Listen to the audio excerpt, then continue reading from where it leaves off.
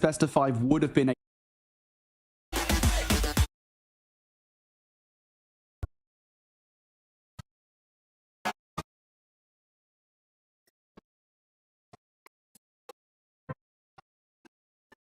Elite Gaming, and DHL.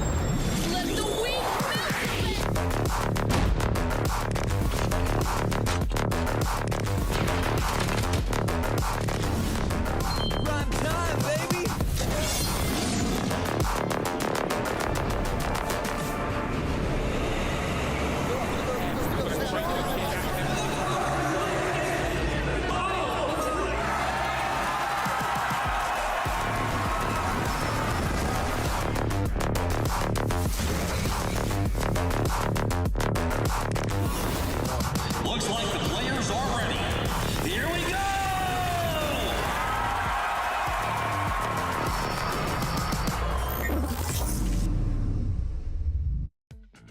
Hello everyone and welcome to the Snapdragon Pro Series. Today is day 1 of the challenge season in EU for Call of Duty Mobile. And after only a week ago, our open finals were concluded.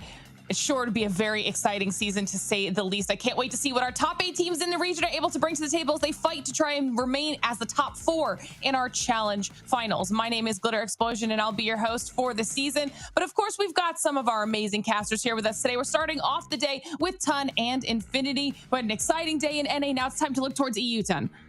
It is, and excited to get into the show here as well, because we have an EU region that we're really not 100% sure on where everybody lies, so it makes for very interesting viewing. Hopefully as interesting as the last game we got last night, because that was an absolute doozy, but very excited to get into today's show.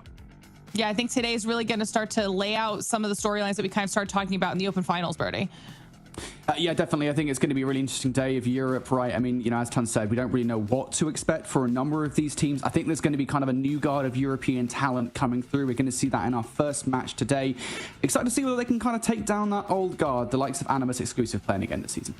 Well, of course, if you guys want to keep up to date on everything that we've got going on throughout our entire challenge season, you can follow us on social media, or you can join our Discord at discord.gg/Snapdragon Pro Series and hang out with our community, talk all things Call of Duty Mobile, and of course, continue to get all of those updates. But as it is day 1 of the challenge season, let's start talking about how this season is going to work. Obviously, a week ago, we had our open finals. That was what determined our top 8 teams in the region. Now we're in the challenge season portion of this format. Our 8 teams will be divided into 2 groups of 4, and then it'll be a GSL style format from there. Double elimination, and we're going to be moving through those brackets pretty quickly. At the end of it all, our top 4 teams will be remaining for the challenge finals, and that's what everyone is currently fighting to be a part of. And then, of course, with a new format, we started with that prize pool in open finals. It only gets better now that we're here in the challenge season. Even more money on the line this time around, Ton.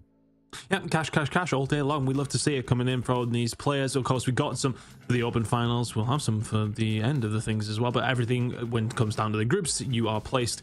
This is what really matters. Of course, $2,000 for first, second, $1,500, $1,200 for third, and a fourth, $800. Not bad for a few weeks of COD Mobile. Not too shabby. Not too shabby. Now, we talked about those brackets that are within our GSL style format. Here's how our groups were determined based off their seeding in open finals. Today, we're going to be focusing on Group A, which means on our main stream today, we're going to have both of these upper brackets, matches done. And then we will drop down into that lower bracket, do our first of our lower bracket matches between the 2 teams that lose their matchups here today. Like I said before, it is double elimination. So that first loss does not mean they're knocked out. It just means that they have one more opportunity to try and fight to stay alive. And then we won't see this group here today, but these are our other 4 squads in EU. We'll be seeing them next week, and they'll do the exact same thing as Group A will be doing here today. It's going to be quick. We're going to be knocking out teams immediately. We get right into the thick of it, Brody. Yeah, it's going to be a really exciting format. GSL, I think, is always a fun one because you kind of avoid the pitfalls that you'd get with the round robin stage, right? You would see teams in those kind of situations maybe go like 0-6 or something like that and not have any chance against teams towards the end of the round robin stage. This time around, it is a very simple, you win 2 before you lose 2. And if you don't do that, well, your tournament lives are done in the group stage. So really exciting format, really exciting matches today as well. Yeah, you guys can see on the schedule there how the order of matches going to go here today. Off the Suicide Squad versus Hexad, then moving down to that other upper bracket match with the underdogs, and then, like I said before, that third and final match will be determined by whoever ends up doing well or doing poorly in our matches here today. So now that you guys know how all of this works and what is on the docket for today, let's talk about the fact that it wasn't just Europe that's made it to the challenge portion of the competition. Obviously, we had our first day in North America as well yesterday, but Latin America on here with lots of recognizable names as well. Oh yeah, across the board we got recognizable names, right? As you mentioned, we got North America last night kicking things off. The first day of Europe incoming now. I know LATAM has been going as well over the last couple of days. Interesting to see how things are going to go down over there as well, but all leading up towards the end of the year. But yeah, really excited to see how all these regions kind of represent each other. It definitely feels like it's a bit of a change of the season somewhat across the board, really, with all these other super teams being formed. It's going to be more opportunities for other teams to, well, potentially do something in their region where they haven't necessarily had as much success. So let's see who is going to come out on top across all of these 3 regions. Yeah, like you guys were mentioning, North America kind of set the stage. We saw a reverse sweep to close out the day. So now we're excited to see what Europe can bring to the table with their matches. So let's start talking about this matchup because we have Special Suicide Squad versus Hexad. So let's start talking about the rosters here. You will recognize Hexad here, Brody, as with some really big names on it. Oh yeah, a little bit of a surprise there. I didn't expect to see Mirage Lior on the Hexad roster. He was playing on a totally different roster in open finals. There's been a few of those changes going around. That's not the only name you guys will recognize here, right? The likes of Gore and Daytel were playing on Ultima together last season. That was a top 6 finishing team in Europe. They managed to just take away 1 win at the end of that season. Of course, Bouchon going all the way back to season 4 as well. So there's a few names here that you guys will recognize. This to me, I think, represents the old guard, if you will, of the 2 teams in this matchup. The other team on the other side, definitely, I think, some new blood on the board. Yeah, it'll be, and that's one of the things we talked about a lot during open finals. Are these new players, these new teams able to make their mark on the scene? But you mentioned Gore from that Hexad roster. They did really well against Ascension here, specifically Gore with some really nice stats. Yeah, I mean, Hexad were a team that really impressed us throughout the entirety of the open finals. We got to see them a couple of times, and yeah, very, very solid. I think, you know, when we do talk about this matchup specifically, this should be a really interesting one because we were expecting big things of both these 2 teams, but with the route that they kind of have taken, we get to see them go up against each other pretty much straight away. Just a reminder for everybody at home, Special Suicide Squad are the former X-Guns roster that we got to see through open finals last week. So this is a matchup that we kind of anticipated that is going to be pretty decent, but we also don't really know what to expect. We've seen both these 2 teams kind of impress. We're going to talk about the other roster in a second as well, but we've seen them impress throughout the open finals. But did we see them up against each other? No, we did not. So it's going to be interesting to see how this roster is going to go down. But this is Special Suicide Squad: Amari, Secret, Chuso, Mo Bingley, Cuban, and Caruso. For me, I was impressed with their teamwork. I thought, you know, every single time that we were on board with them, it did seem as if everything is very cohesive. They seem to be efficient with their operators, which for me is still the number one thing for a team when it does come down to COD Mobile. So yeah, let's see how it's going to go down between these 2 teams. But I'm interested to see how Special Suicide Squad do over the general season, and see who's going to come out on top between these 2 teams. And definitely important match here to kick off the day. It'll kind of set the stage between these 2 squads. This will be a nice close one to start everything off for the region as well. So excited to see what changes, if any, they were able to make from last week until now, and see what they're ready to start the challenge season off with. The final piece of this entire puzzle is, of course, our picks and bans. And Brody, I said it before we started, we were getting a crossfire. Yeah, actually, this is actually something that's important in this best of 5, right? Because the one map I was looking out for in this best of 5 would have been a takeoff control, because that was the one slip off that Hexad had in open finals. It was a takeoff control, went all the way to round 5, and they actually messed up a round 5 defense versus No Name. Beyond that, they were pretty much perfect across the board. So for takeoff to not be in this best of 5, I think is interesting. For those of you guys who aren't familiar with Crossfire, it is just a very simple control map. There is a defensive spawn in which you can get spawn trapped very easily. If you haven't seen it, you're gonna see it here for sure. This is exciting. This is exciting, guys. All right, I think this is going to be a great way to kick off the day. Hexad versus Special Suicide Squad. It is ready to go. Match number 1. So let's get into EU. Thank you very much, Lauren. Excited to, well, dive headfirst into these EU games. I think for both these two squads, especially, it's a curious one, Brody, because I mean, like when we were talking about it beforehand, just slightly off air there, and what we were expecting heading into this one, it definitely feels like, you know, Animus are the team to beat still. We have kind of seen that exclusive in Queens. Well, I mean, but that way we're not going to get to see a great deal until we see exclusive obviously later as well. But Queens obviously were a roster who did not make it through, I should say. But then let's see how everybody else is going to kind of play out, because still, like, for all that we have Animus towards the top, after that I'm still not 100% sure.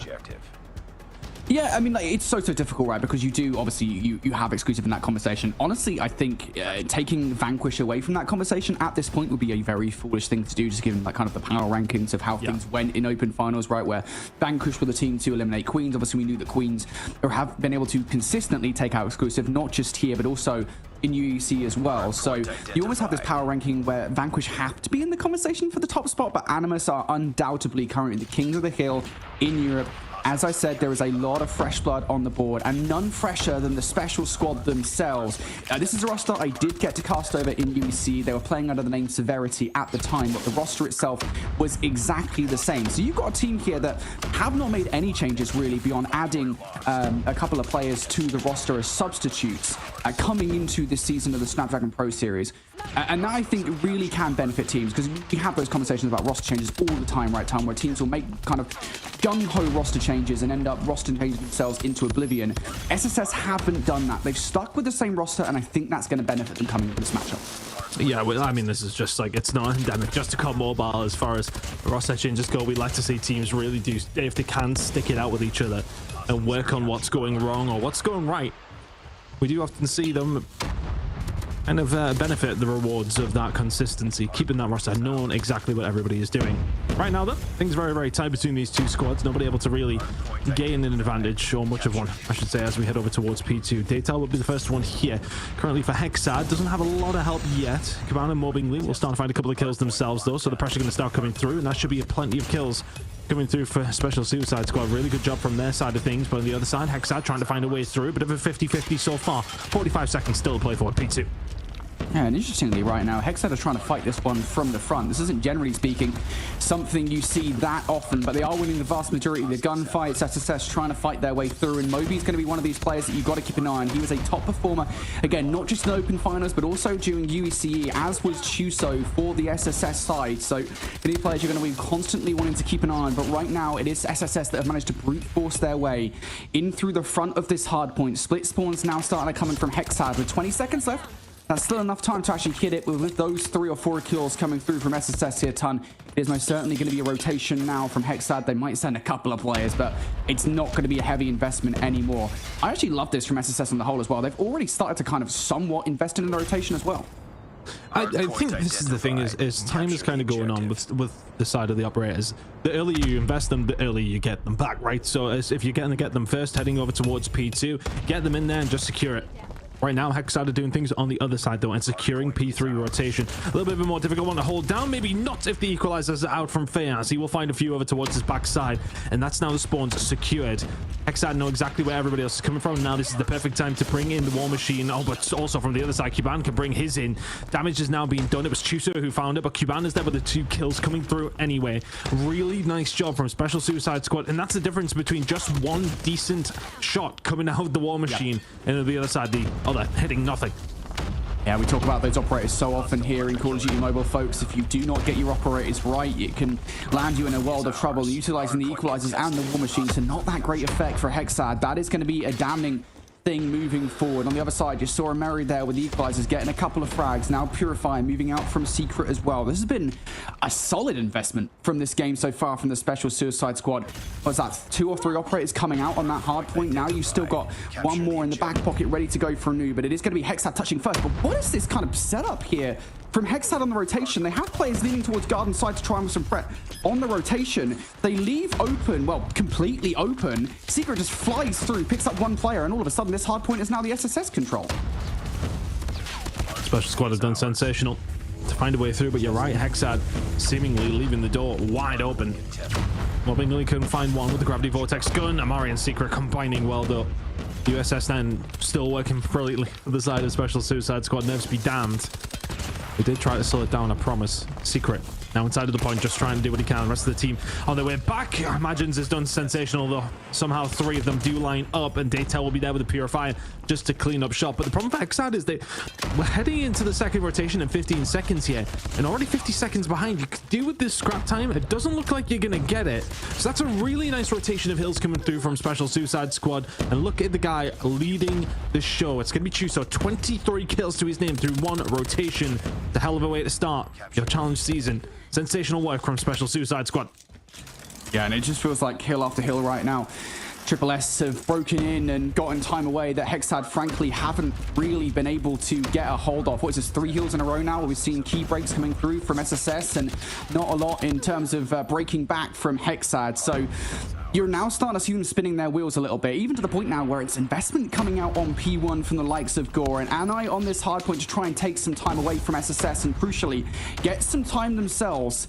And that, I think, goes to show the desperation of Hexad right now in the play, because even off the back of that Annihilator, you're losing the gunfight in the middle of this map. Even right now, you are giving up time to the Special Suicide Squad. This has not been a good hardpoint for them so far. Yeah, it's about the balance when it comes down to operators, right? Do you want to bring it in so you can get it in quicker, or do you want to be then able to use it on a more important hill? But P1 has become, I want to say over time, a little bit more feasible at picking up some decent time, especially Suicide Squad showing that out now. Looking towards the operators 2-piece as we do head over to what is the glorified, the famous P2 on Hacienda, who's going to be there to find the majority of the kills, while Chuso doesn't need anything but his gunny. The Odin is out and this man is frying with it. Aim down sight, shoot straight, you'll find the kills. Special Suicide Squad set up on the water side, expecting the push to come in from the lower side as well. The call out will be made. There's one still pushing water. He should be dead to rights because Chuso is here along with Secret. Now everybody else spawn the other side. You've got plenty coming in from Special Suicide Squad to buff this attack that's about to come in from Hexad. Amari equalizers are out. This is going to be tough. Now, trying to just burn through everybody right now, pre-firing through the smoke. We'll only find one. It's okay, though, because the War Machine from Chuso is ready to go. Still one player to be dealt with inside the hard point. It's going to be a posthumous kill. Actually, no, it will not. Fayaz is able to go all the way through with the equalizers and will actually find some serious value with it. That is 3 kills for Kim. Fayaz now just churning through everybody off the spawn. Another one to boot. That's 6 now for Fayaz. The equalizers doing what the equalizers do. Hexad now looking for some time off the back of that investment, almost immediately coming out. And again, it's desperation plays from Hexad. You are currently trailing by 50 to 60 points. That lead advantage built up over the course of the first set for the Special Suicide Squad. And Hexad are throwing everything at closing that deficit out. Now we move over towards defense's hard point. It is going to be SSS here once again, but we know this hill can be mixy. Well, as we head over towards P3, though, just consider what was found by Hexad there. What they managed to get them, what, 30 seconds or so off the back of Fayaz's equalizers that come out. SSS were the ones in control of that. If you give them that 30 seconds, they are all of a sudden 120 points in the lead. You balance that out, and now it's not much in it, right? 40 or 50 seconds is all that separates these two teams. More like 30, actually, as well. Master's not working too well today. SSS trying to find a way back through, though. And having a look at it, they did have a couple of operators available. Cuban now has his ready to go, but so does Daytel. Right now, Hexad have used that momentum so well. Mirage will line up just about 4 players to take down. And now all of a sudden it's going to be a difficult push here for SSS, and the investment has been made on occasion from them, but not for a great deal. It's about the efficiency that you find with your operators. Plenty of efficiency from Hexad over the last 2 hills, and that's put them within spitting distance of SSS now as we head over towards P4. Yeah, and if I'm honest, I think that the reactions from SSS here have been kind of lacking, right? I think we've seen kind of Hexad playing in a very flailing fashion. As I said, they are sending everything almost as soon as they get it at the hard point to take control. And that's something, generally speaking, that you should be able to see teams exploit. SSS aren't doing that right now. They're playing very individualistically. They're not trying to play as a squad whatsoever. And if they start to tighten up a little bit, I think they should be able to take control of this game once again. Now investment starting to come out from SSS. You've got the Gravity Vortex gun and the Sparrow in play. Cuban will find a couple of kills, but Hexad, they are knocking at the door, Ton. They very much are. Cuban, one of those kills he found was actually Gore, who had his Annihilator out, but it's worth noting that they haven't necessarily been used quite as well from Hexad over the last 30 seconds or so when it comes down to these operators. And Amari has his equalizers out. This is just a horrible push to try and do against any gunfight. Never mind when the equalizer's out and spraying away. Shots over towards the outside. Hasn't seen the other player. Will eventually fall down.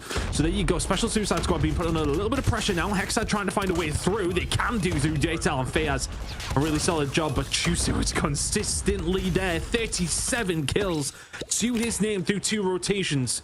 And as we head into the second rotation, it's kind of the same old story, Brody. Special Suicide Squad still with a chunky lead heading into a third rotation. Hexad did threaten, but not threaten enough.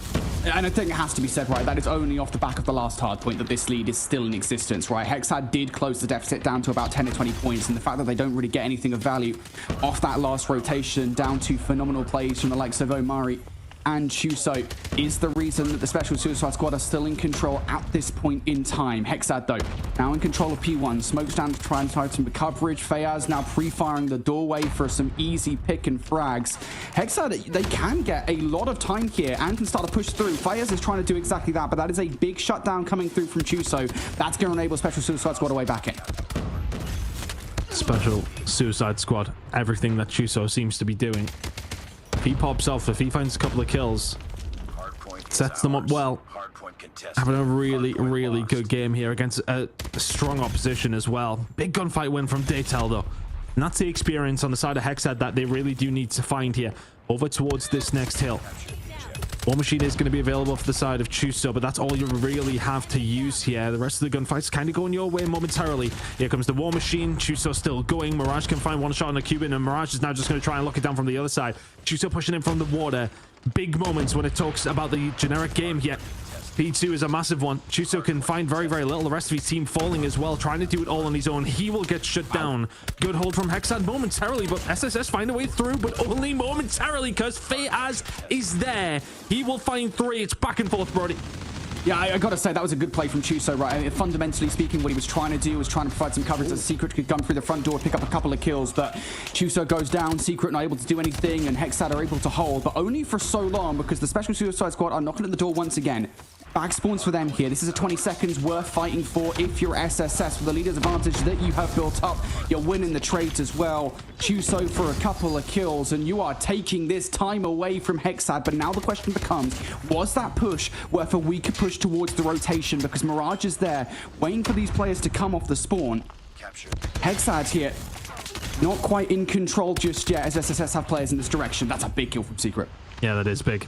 You can now go with the cutoffs as well. Keep an eye on what's going to go over towards Office. Daytel's found one over towards that side. He does get taken down. The traitor there, Secret, though. Finding a few. And now all of a sudden, this is a dangerous position for Hexad to be in. There's a couple operators available. Mirage will somehow find that kill. Fayaz with the operators out as well. He's going to see what he can do with the equalizer here. Last time these were out, he's seen a lot of value. There's another kill going to come through. Fayaz on 47. That one slipped under my radar, at least anyway, but Special Suicide Squad still relatively close. Amari's going to bring in his own equalizer on the point, trying to hold this down. SSS coming in from the well side. They are 10 seconds away. And SSS now starting to play a lot more formulated. Got players in all the right positions to deal with Hexad here, but they are going to get overwhelmed. Hexad will get a look. 18 seconds left.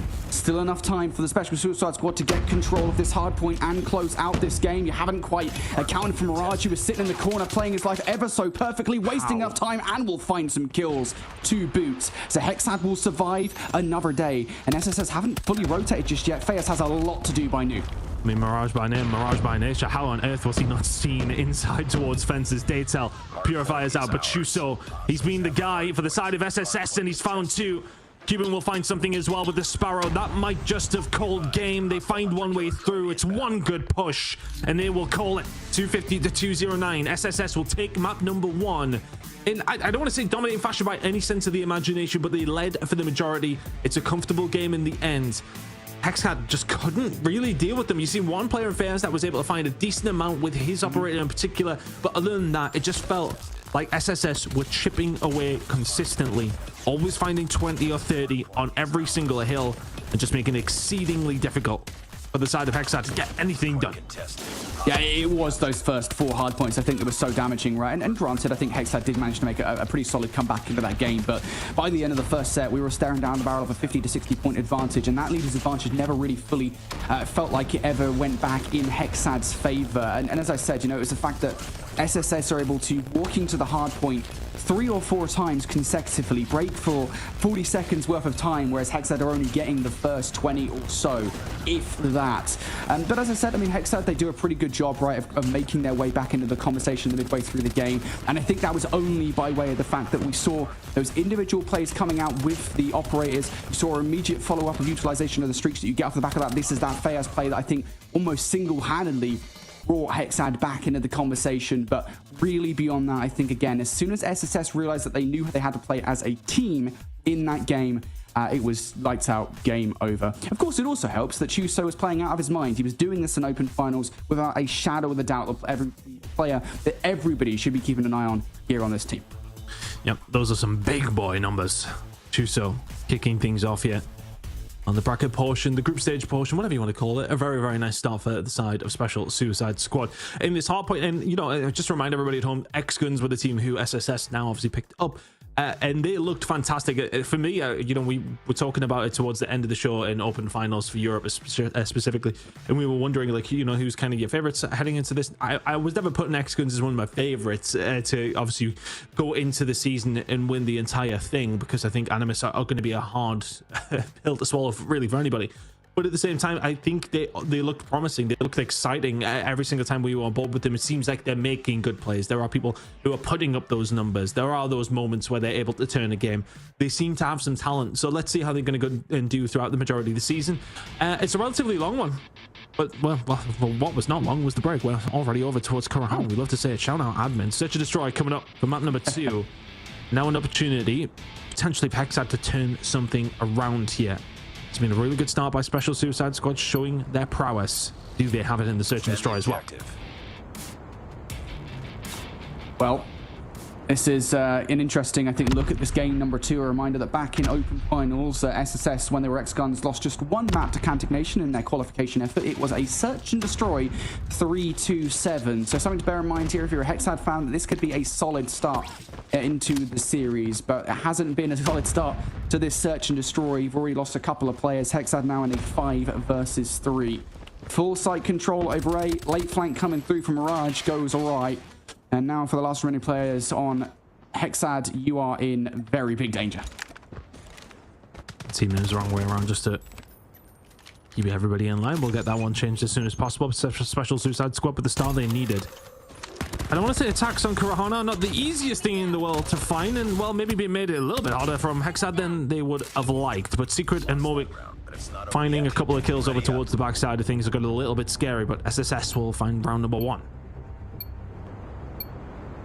Yeah, just a solid start, I think, from SSS, right? They win those opening bloods, and again, Hexad kind of panicking somewhat as to how to make it happen. I think it was Mirage that was trying to put a flank together, and he could have been the hero for the squad, but as soon as that goes all right, no more tricks up their sleeve to salvage that round. So SSS, solid start. Seems to be once again here. Chuso firing down long. The Tundra doing Tundra things. SSS now, once again, looking to get control of the A site, and once again dealing with the exact same things. Mirage attempted flank does not work, and now the last 2 players, exactly the same last 2 players, by the way, are split up. Clearly the A players who are kind of being left, or the B players I should say, who are kind of being left to deal with everything else here. Chuso, he's just picking up where he left off in the hard point. 4 kills to his name already, finds 3 in that round. 2-0 to SSS, and look, I don't want to count my chickens before they've hatched here, Brody, but we were kind of semi-promising a relatively close game here. SSS are well, not making us necessarily look silly, but they're making Hexad, well, fall to the wayside at the moment. I know it hasn't necessarily, it was a comfortable map number 1, 2-0 up in the search and destroy. SSS looking good. What a read from Chuso at the start of this round, though, right? After 2 rounds of unpatented aggression from SSS on the offense towards A. This time they wait for somebody from Hexad to get a little bit pushy down that A site. Chuso is going to take that fight all day long. Oh my goodness me. SSS are reading Hexad like an open book at the moment. Maybe the one thing they won't expect is Fejas sitting pretty on the site. And he's just been found out. Well, he gets the bomb partner at the very least, but you're not going to find any more than that. That is a perfect round of search and destroy from SSS. Chuso with a minimum of 3 in that round. Yep. 7 to his name over 3 rounds. Was I overselling SSS in that last round before we're getting things going? They kind of backed me up a little bit, Brody. I don't think you're necessarily overselling them, right? I think this is early doors. This map, as far as I'm concerned, can sometimes prove to be pretty offensively sided, right? The way that it kind of works, it gives teams the onus to do what they want. But I will say SSS are playing superbly at the moment. Finally, they lose some trade. Yes, in the end, it is now a 3 versus 2, now a 3 versus 1. Okay, Cuban, 1 versus 2. Last 2 players are split up. Now they're no longer, there's no way that Cuban survives this. Not going to happen. Hexad eventually going to get themselves on the board. That was a much needed stop to the bleeding.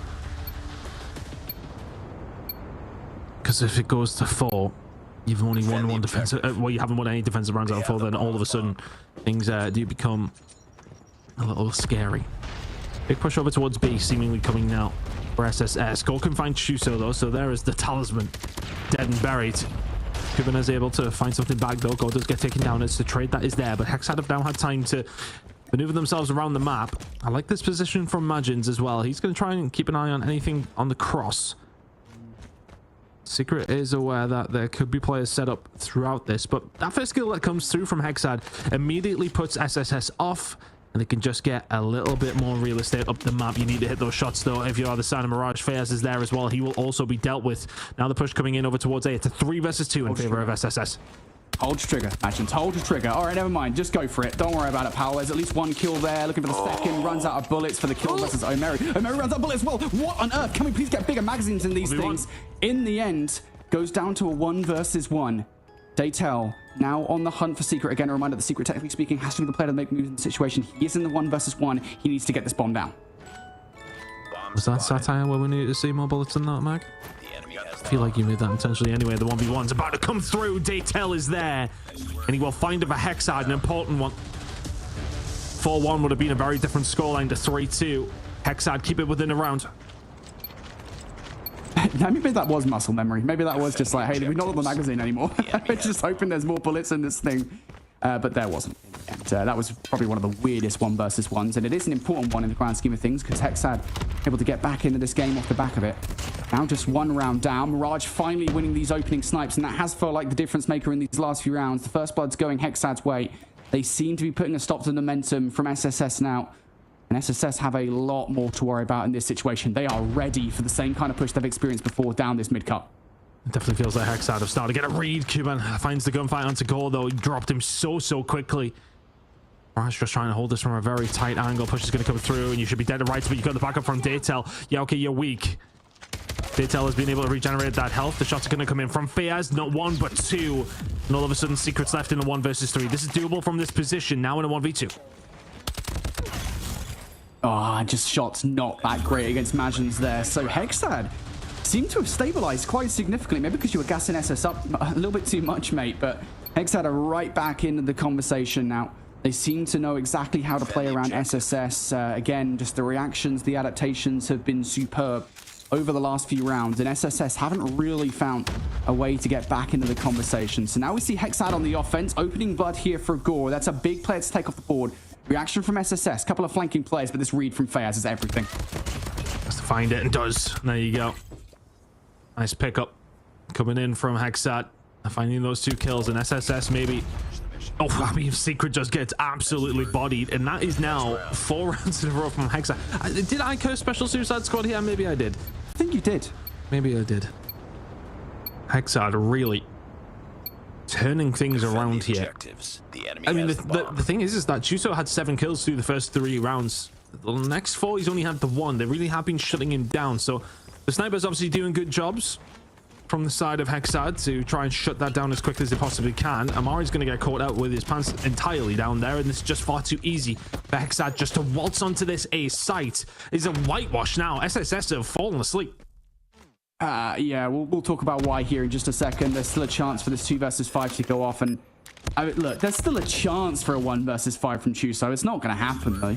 And yeah, I think you can definitely tell the difference, right? Chuso has just been completely shut up. You talk about those first few rounds, and I think it was, what, 7 frags is what he'd finished after round number 3 to his name with.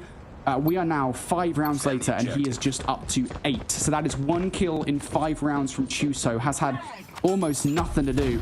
Hexad are right back into this game and now leading it by quite a large portion. Chuso will draw first blood in this round, though. Now going to back away, crucially saving his life. Yeah, now you've lost sight control, but you're still in the conversation. Change up from Amari. They tell will get taken down. Now goal. We're going to try and find the pick onto Chuso, who is just going to back on down. Of course, Hexad are the ones who have to get something done here. Still 2 rounds away from the win. Maybe more so if SSS can continue to bring this one back. Oh, that reload. Getting a little bit worried. I wasn't too sure whose POV I was watching for a second there. Relevant to that. Goal now still. Keeping himself alive. Difficult situation here for Hexad, but SSS just happy to sit tight.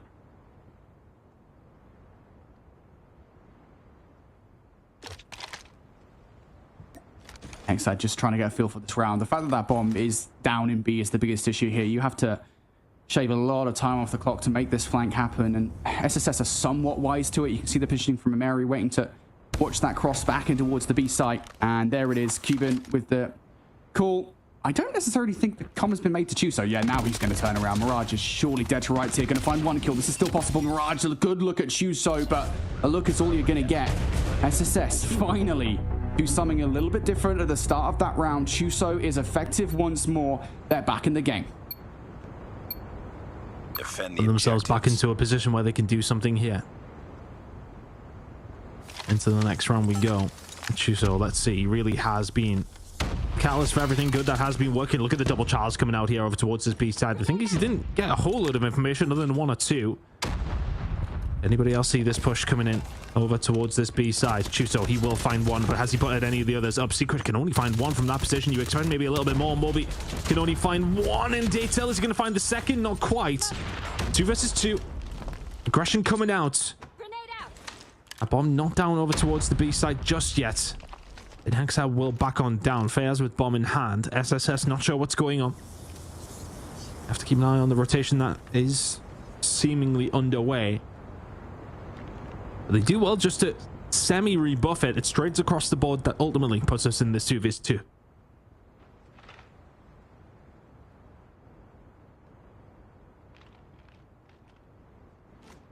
It's all quiet here at the moment. Hexad retreating all the way towards the back of the site. They know that SSS are a super twitchy team. Probably going to get over aggressive, and oh goodness me, there's no way this Call of Duty timing is about to happen. There is absolutely no way that B check comes through from SSS. They're like, nope, no one is home, and Hexad now decide to spring onto the site. Wrong call from SSS. This rock, excuse me, is going down. Will that benefit Hexad? Oh, Mara's going to get caught out. They'll be calling for a little bit of help. Go is really going to push the issue here, but he has shots coming in from the other side. If he gets a little greedy. Now Fayaz is left in a 1 versus 2, so the pendulum swings the other way. Fayaz taking his time. USS 9 in hand at this moment in time as well, and just trying to loop around. Have they got any idea where he is? He should be able to find 1. Trigger discipline was there, but Cuban spins and deletes him. 5-5. SSS bring this one back. It's 2 rounds in a row from them, and they've steadied the ship. Hell of a search and destroy between these 2 teams. Boy, we started the search and destroy thinking, hey, this might be a bit of a whitewash from SSS. Now we're deep into it, and it looks like we could see an overtime between these 2 teams. The way that both of them are playing right now, it's been 2 rounds in the bounce from SSS. Hexad looking for the first blood once again. This is determined a lot of rounds, and it's Chuso to able to take down Gore. That is a fight that I'd like to see the stats on how many times we've seen Chuso win it. But it's a big one because now Hexad will rely on that first blood to get into the B site. They don't have it. So where do they go from here? They are waiting once again for over-aggression from SSS.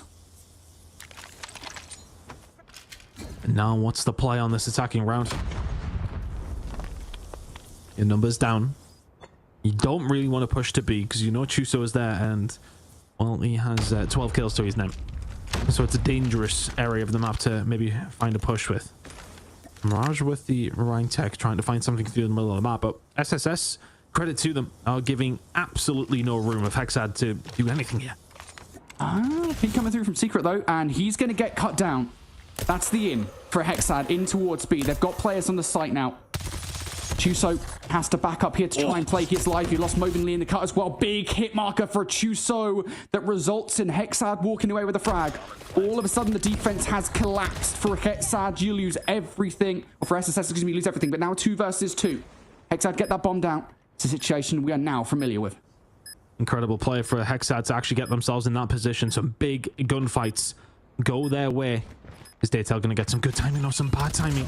Next gunfight's going to be absolutely huge. Daytel can find it, and he knows where Cuban is. Fayaz is there to pick up the pieces. Hexad, map point, 6-5 now. And that attack was wonderful. I mean, Chuso finds the first blood. Hexad then find a way through. Secret got caught. Daytel found a miraculous gunfight. I think it might have been onto Moby towards the backside over towards B. And it puts Hexad in a position to win this map out, or if SSS can find this round, we go overtime. There's that first blood again. Cuban responsible for it this time. O'Mary pushing forward. There's the trades coming out, and trades in favor of Hexad all of a sudden. A complete flip of the script. Hexad have all the cards in their hand now to win this round out. Maybe one player gets caught off guard here on the roto. Maybe Fayaz is that guy. Maybe he gets some phenomenal timing. Nope, does not. Chuso takes him down. Now, how many times are we going to see a 2 versus 2? Chuso! How does he know that Magins is there? Daytail's on his way out and out of the round. 6-6. It's a wonderful retake from SSS. Chuso does brilliantly towards the backside. It's 14 kills to his name. And we go to overtime. Defend the objective. What a game of Surge this one's been. SSS was 3-0 up. Hexad then 5-3. All of a sudden, it's 6-6. So back and forth. No indication of which way this one's going, but it definitely feels like SSS, if they can keep Chuso alive and keep Chuso frying, they've got every single chance of winning this search.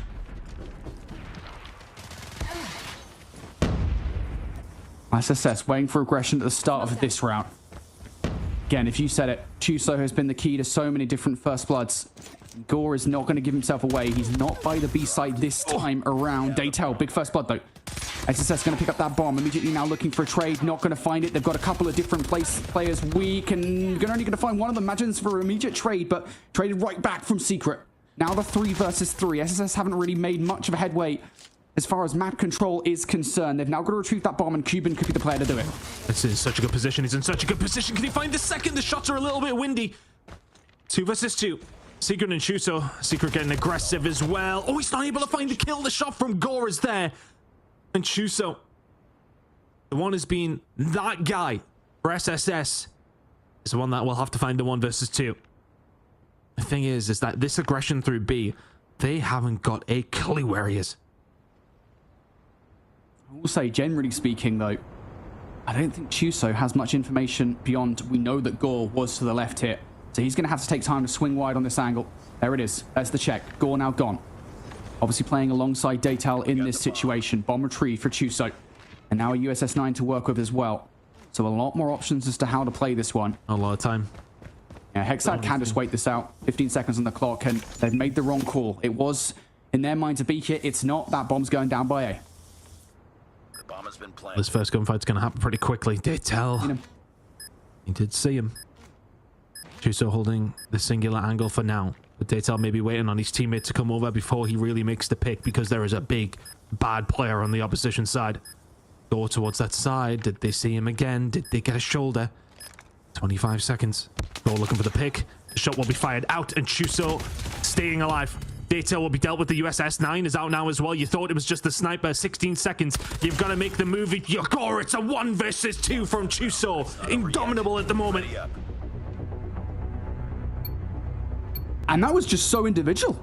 So individual from Hexad, right? They go 1 by 1. The immediate trade from Gore just is frankly not there. You let Chuso hit the regen in that moment. And granted, there wasn't that much health chipped away, but you still give him a lot more breathing space than he definitely should have in that situation. SSS, or more accurately, Chuso, steal a round away. There's that first blood, though. How many times are we going to see that 1 versus 1? Gore changes tact. It's a B hit from him. Chuso down for the count. It's now going to be a free bomb plant. The only player to do anything about this would be Secret. Has to hold it down, cannot.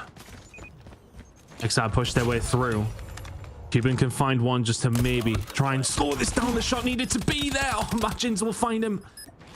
If he finds that gunfight, it's a 3 versus 3, but as it goes, it is now a 2 versus 4 in the favor of Hexad, who are now going to push this one out. Can you find anything on Amari? Yes, you can. Mirage will find the 2 to close it out. 7-7. And I will say, despite the fact that we're all even Stevens here, it has felt like Hexad have been a little bit more certain on their offensive rounds. And a lot of it has come down to that first blood from Gore, beating out Chuso on the offense specifically. SSS have had to work clutch after clutch for these offensive wins. Are we going to see the exact same situation again? This is a lot of headway being made through the middle of the map here, and nobody from Hexad is actually going to deal with it. Yeah, Mirage will take down Cuban. Now player from behind has been sniffed out, though. Fayaz not going to get anything for it, but does get away. Oh, Moby trying to survive. The map's in a weird little position now. And Gore is going to be the guy from behind that potentially could do something, but he's going to get taken down. Moby will find one, as will Chuso. Chuso gets taken down, so now a 2 versus 2. And the information, is it there? Well, it seems to be. Mari's going to make the challenge around the corner here. He's got a good idea that Magins is there. He will find the gunfight. Moby is going to get traded, though, the wrong direction from Fayaz. But has he maybe just got the angle? Has he maybe got the surprise factor? Moby spins around. Has got a good idea where he's coming from, though. 1 minute left in this round. It's still a 1 versus 1. Yeah, no reason to Fayaz to get over aggressive here, right? Just back away. You are the one that is defending in this situation. Moby, if he doesn't, or Moby, excuse me, if he doesn't pick up the kill versus Fayaz, just needs to get that rock down. Fayaz is just going to go for a quick in hit. That's it. Moby doesn't fancy it. He's taking his time. Might even rotate away towards A here. Just got to play your life. If you're Fayaz, Moby then has to do something. Seemingly, that something will be planned over towards A. A couple of rounds ago, this worked out. Special Suicide Squad Chuso on the 1 versus 2. Moby has time to get this one down, but he is really dotting his I's and crossing his T's before he does so. Fayaz was happy to play the corner, was happy to play the time, but now he will have to retake a site. 45 seconds is adding on to the timer. Fayaz on his way over. Moby now just playing to reflank. Fayaz hasn't got a clue. Both players ships in the night at the moment. 30 seconds. No information whatsoever. Moby's still convinced that Fayaz hasn't made his way to the site. That's not true. Fayaz now a process of elimination. One more place to check. Moby not looking in the direction. And there is the finish from Hexad and from Fayaz. A round on the board here for Hexad, inching their way closer to winning this overtime. Nice work. Get ready for the next round. 8-7. Do SSS tie things up again? Just unfortunate, really, on the other side of things there for SSS. When they get that bomb down, it's so difficult in those 1v1s where 2's going to kind of get that little bit of luck. In the end, it's a defensive team in Hexad. Big fight going to go down over towards this A side. This looks like where Hexad want to try and concentrate their efforts. Juban was here. He has back done down. Has a little bit of backup now. Amari just maybe throwing a shoulder. We've got a good idea where this Hexad push is coming from. Could transpire over towards the mid-map. That's where these reinforcements are here. Imagine should be dead to right. Secret. Omari combining well. 3-1 is the trade in favor of SSS. This round is over before it even started. 8-8 between these two squads. It feels like SSS there just played almost perfectly as a team, right? Pincer movement constantly trying to take 2 versus 1s on towards players, and Hexad flailing, caught in the trap that SSS had set. Now again, straight towards B. This time it's Fayaz on the defense, ready for it through the smoke. Are SSS going to be aware of it? No, Fayaz has not been dealt with whatsoever. Will finally get shut out there, but there was a real danger of some kills coming through from Fayaz. Trade from Mirage is good. SSS now going to get this bomb down. Retake from Hexad has to be better. Oh, they are very tight set up here, though. Which could either work or fail disastrously. You need to find this first gunfight. You're not going to find any of them. Hexad is just such an easy retake. fish in a barrel springs to mind.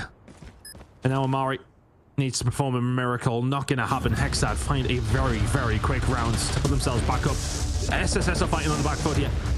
Never has felt, well, they haven't been ahead since, what, they were 3-0 up. And Hexad just consistently win that first round of overtime, but can't close it out. Defensive side for SSS to try and get something going here. It's over towards A might just give you a false sense of where Hexad are going if you're SSS, but they haven't bit to the bait yet.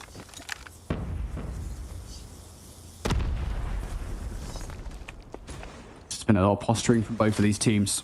A lot of figuring each other out over these last few rounds. And to be honest, a lot of situational plays. Both of them as well.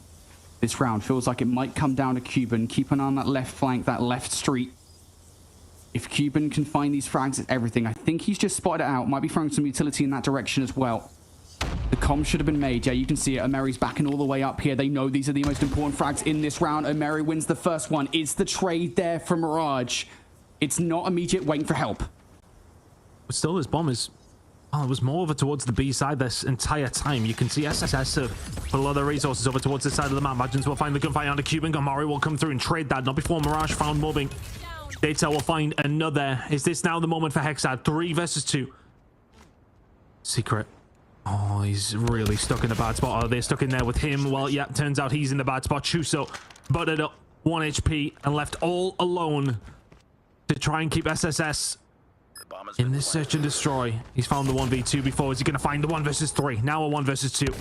Go towards the back. He'll find the shot. And the big boy is dealt with. Chuso with the 19 kills. Will not be enough to find the search and destroy. Hexad will tie things up here in this series, Brody. An entertaining search and destroy, to say the least. 10-8 in the favor of Hexad. And we're heading into a map number 3. Things are all even. Just an incredible search and destroy from those two teams. So back and forth. We started that search and destroy. It feels like an eternity ago now, with SSS in commanding control. Those first 3 rounds were perfect search and destroy all throughout from SSS. And Hexad didn't really look like they were going to be responding in any meaningful fashion. Then we saw 5 rounds on the bounce from Hexad, where they were the ones in the driver's seat and driving at a hell of a speed. SSS then, of course, bounced back, forced us in the overtime in the end. I think it was like, what, we got to 6-6 and then we started trading rounds between those two teams. Might have been 5-5. Just a phenomenal game from both of the rosters, and it really was the slightest of adjustments that made the difference in the end. And I'll be frank about it, for Hexad it was just a constant win condition of, right, if we take Chuso out of these rounds, we're probably gonna win them, and that was the case over and over again. Game 2 was on for the Bucks. Hexad. PL, man. Yeah, I know, that's a tough one. I mean, it was really early doors. He found 7 in the first 3 rounds and then was kind of chipping away throughout the rest. I think, well, eyes will point towards the bottom of the scoreboard on SSS, but multiple times they had to clutch up to try and find themselves further in the round. It definitely felt like, I mean, outside the first 3 rounds, we've seen SSS kind of start running away with it pretty much immediately. I was almost writing Hexad's obituary, but in the end, they start to bring it back. They all combine well, and probably just the team that deserved it over the 18 rounds of search that we did play between these two. But we're going to be heading into a crossfire control now to see who's going to separate themselves.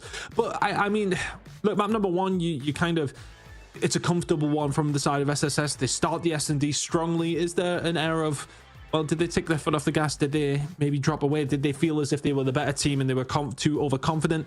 I mean, maybe it's a bit of a stranger call. Lauren is not there.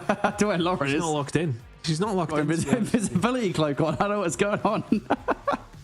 All right. Hi, Lauren. How's it going? Up there. Maybe she's on the sofa. She's got us on the TV, keeping an eye on what's going on. She definitely has. She's locked in for the crossfire control, mate. That's what I believe. Summit is definitely a map we're going to get to see for map number 4. Tunisia is a potential that we will go into for map number 5. And just to bear in mind, that was the SSS pick, as you can see on your screens.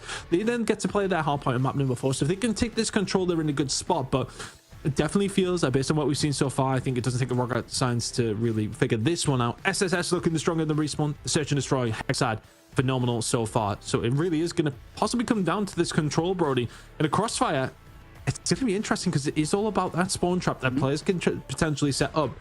We've only got to see a dominant one of these so far. I wonder what a close one's going to look like. Yeah, it's so weird, right? Because I do feel like, again, and this is off a very kind of low sample size, if you will. I do think it's probably going to be a case of the team on the defense is probably just going to dominate these next few rounds, and it's going to be a matter of, all right, is there going to be a moment where the team on the offense can kind of break out of that spawn trap? And that's that, right? I mean, that feels like it's going to be the difference maker, is who can kind of scrap stuff together on the offense here for these teams. Well, we'll see the answer here as we're kicking things off with Hexad and SSS in a very important map. Never thought I'd say that about crossfire control. And already at the start here, SSS are winning the vast majority of the fight. So I said that it's going to come down to the finest margins in terms of these offenses, Ton. Already, you've got one tick on the board for SSS. They are winning all of these fights as well. This is not the defense you want if you're Hexad. I mean, if you're Hexad, it's just tough to get back in over towards this site with the aggression that's coming out from SSS. The live's looking good, and it's a small choke point you got to get through. Somebody watching from mid-map as well. It's a tough one. So A is going to fall pretty quickly. Predator missile already coming in, and this kill feed just does not look great for the side of Hexad. The intro music's barely stopped, and A is gone. Mirage and Kodo just trying to steady this ship with a couple of kills over towards the shop on the other side of the broad, but B is now the target for SSS. 21 to 15 in terms of lives. The advantage is theirs, but eventually Hexad have been able to set themselves up in the middle of the map just to try and stop this bleeding. 19 to 14 now. Yep, 6 life the difference between these two teams. Again, the fact that SSS have actually captured A whatsoever here is an incredible achievement. They can win the offensive round as well. Maybe they'll prove that S&D between them two was a fluke. Hexad right now being dominated. SSS trying to get onto the other side. They're winning all of these fights, Ton, and now they are operating a spawn trap on the other side. Hexad being watched to spawn in. You've got 6 lives remaining. You're being gunned down at every single turn. This is an offensive round here for SSS. Incredible from SSS. They have ran through Hexad here.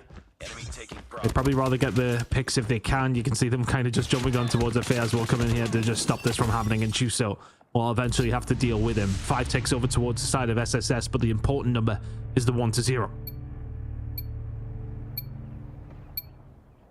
Yep.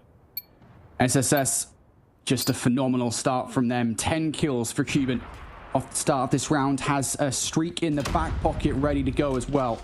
Just goes to show how much of a phenomenal start it was. And if they have a phenomenal start on the defense as well, this is going to press some serious trouble for Hexad. Here comes a flanking play from Omeri, looking for kills with the KRM. It's only a couple, but again, it is enough to disrupt Hexad on this offensive push. It's not quite a spawn trap just yet. Still more work to come, but that Predator missile coming down from Cuban is most certainly going to help. You can tell they want to get map control early on. They want this crossfire control done quick. And I think when Magins was dealt with there, that kind of spelled trouble for the side of Hexad. Oh yeah, here's the setup from Chuso, just raining it down throughout. There's 5 in a row, will eventually fall. Mari calls in the equalizers, immediately gets taken down. So still something to do here from Hexad. It takes one decent break to get yourselves out, but you were already 14 lives down.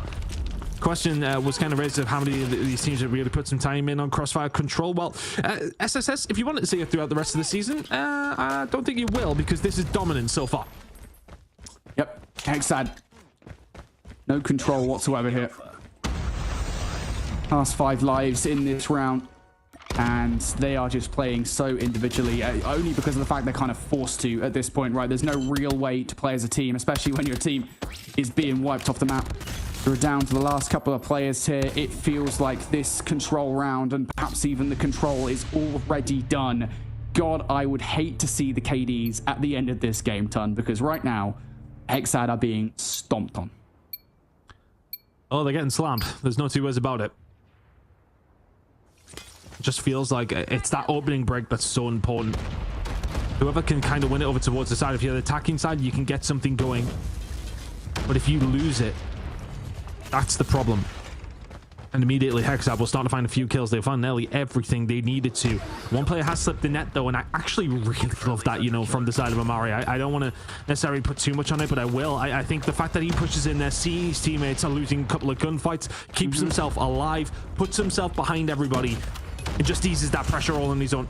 Has now found 5 in a row. Was looking to make it 6, can't quite make it happen, but he's allowed his teammates to get out of this one. And I think it says a lot about Special Suicide Squad as a roster, right? Again, the fact that they've been together for so long, this combination of players, they didn't make a change coming into this season of the Snapdragon Pro Series.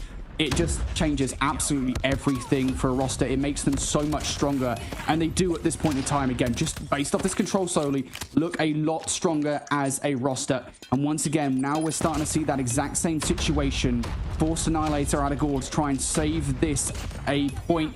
And he will find the kills to do exactly that. So A doesn't look like it's going to go unless Moby can do something crazy, and he won't. So Gore, just with that Annihilator, a couple of good shots here, will stop that A point from falling by the wayside. This is a much better defense on the whole from Hexad, but I think it's because of the fact they've had those operators to invest. Still got 2 more to potentially bring to the table. Cuban still has his as well. So if you're SSS, do you invest here? Try and get something going over towards A. Hexad with the slight life advantage. 14 to 10. You can see the mid-map pressure kind of there now. They're set up. They're waiting for the push to come through because that's what the SSS have to do. Chusuk is the only one who can find anything. In the 13 versus 7, this is looking like a Hexad round. Moby and Secret can find a couple, but you have to be pretty much flawless from here on out. That's not looking good for SSS. They finally slowed up in this game, or rather, I think Hexad have sped up. Look at the amount of utility that Hexad will close out this round with. Marion Moby just trying to extend the inevitable now. 0 seconds on the clock. Contact at B is the only thing stopping this round from being over, and the last remaining player steps off the point. So Hexad, a round on the board here. Looked pretty good from them on the whole, but again, it has to be said that I think a lot of it was down to clutch plays with the operators from Hexad, the reason they're able to win that round out. Now it is SSS once again on the defense, and last time around, Hexad got stomped. See if the same thing can happen again. For all that, Hexad have been able to, well, get a couple of streaks together. There's a lot of operators on the side of SSS to try and get them in control here. Cuban will find the kill on Imagines, who did have the War Machine out. Chuso with the War Machine himself. Daytel waiting for Amari, but Cuban will continue his spree. 27 to 24. For Hexad, you do have a little bit of a respite in the fact that Daytel is out, but Daytel is dead. And Mobbingly and Co can now start to push forward. Cuban can find a kill on the go, but Imagines trying his best to get his team out here, but everybody else has fallen by the wayside. That is a huge couple of kills coming in from Go and Daytel. They've done well to get themselves out. So a lot invested from SSS for not a great deal of map control yet. That's worth saying. We also saw investments from Hexad, though, so I think there's kind of a bit of counterplay going on between the two teams, right, where SSS are using the operators and the streaks to try and counter what Hexad had coming into this round, because it's worth saying they had, what, like 6 streaks to talk of or something like that, and 3 operators, now just down to 1 streak and 1 operator. And all that they've got for it is a 6 life differential, and that's not in Hexad's favor, by the way. Right back to the respawn screen they go. Secret is tearing them up as well. That's 5 in a row for him. And again, it is still possible here. Hexad have players on A. They can extend the clock, but whether or not they can win this game down to that life differential is a totally different story. War Machine out from Mirage. SSS have just quite happily dropped back yet. Mari waiting for the push to come through. Mirage. War Machine was out, as was he from this round momentarily. 7 lives remaining.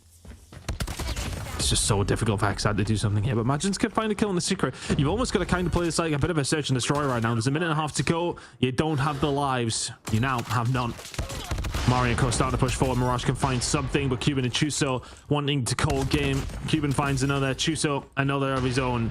It's a wonderful, wonderful control from the side of SSS. And while I find the rest of the EU sides, I ain't seen this map against SSS again. 3-1. To take the control. That is utter domination on Crossfire. Brilliant stuff from the side of Special Suicide Squad. For me, that is as convincing as you're likely to see. Yes, okay, we did see the round coming in from Hexad, but again, it kind of felt like map number 1. Close to a certain degree in terms of the actual scoreline. Okay, 3-1 in control. You're like, oh, okay, well, whatever. But realistically, it always felt like SSS were going to win that map from the get-go.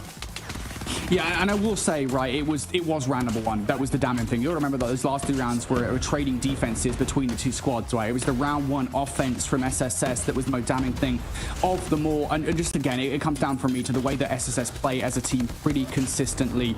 They push as a team. They've got really good communication on the roster as well. Just a solid team through and through. And of course, it helps that they were just, frankly, winning the gunfights. Then off the back of that as well, they kind of weren't resting on their laurels, right? They were constantly pushing Hexad further and further back into their spawn to the point where you see SSS take that round at number 1 away. So a dominant performance from SSS in that game. And again, specifically down to that first round of play where they finished with, like, what was that, 20 life advantage or something ridiculous like that.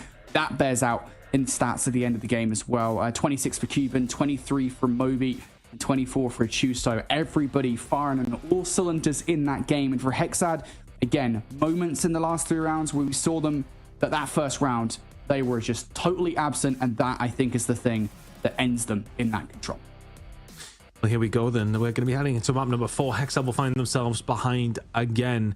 And they need to turn around pretty quickly here in the Snapdragon Pro Series. We need to see a lot more from them when it does come down to this hard point. I believe we're going to be heading over towards Summit. And if you're SSS, this is your pick. You were confident in map number 1. You got the job done there. You've just battered them about on Crossfire. Surely this only goes one way, but I suppose, if I recall even to my own words, after 3 rounds of Search and Destroy, it looked like SSS were going to run away with this series.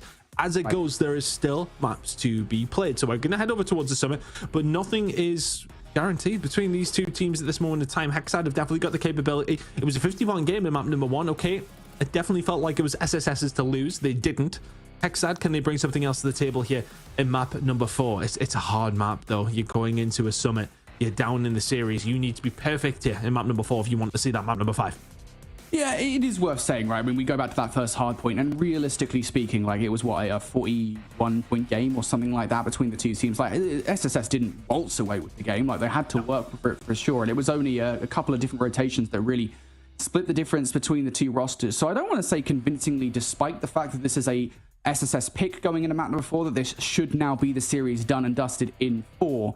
I also would go as far to say that I don't necessarily think the pick matters at all at this stage of the competition. Again, a reminder that teams are kind of just picking for themselves at this point. There's no strategy. For all we know, Summit could be a phenomenal map for Hexad. They could have practiced this in their scrims. They could be very confident on this map-made combination, perhaps even more confident than SSS themselves. So a lot of questions still to be asked here about these two rosters. This series could still go to 5. If we've learned anything about Call of Duty over the years, is that you can never count your chickens before they're hatched. SSS still got to work for this one time. Oh, absolutely. I think, you know, I mean, you've been around long enough to know that the expected is, well, never usually the case, is it? Expect the unexpected is the saying. I didn't want to necessarily go down that route and bring out something so simple, but really that is how Call of Duty sports can go on every single level. But the expected for Special Suicide Squad is to win this game within the 4 rounds, so 4 maps that is permitted at this moment in time. And so far, so good. 24 seconds remaining. Dominant in the kill feed, dominant on the scoreline. Mario and Co. with a sensational start here at the Summit.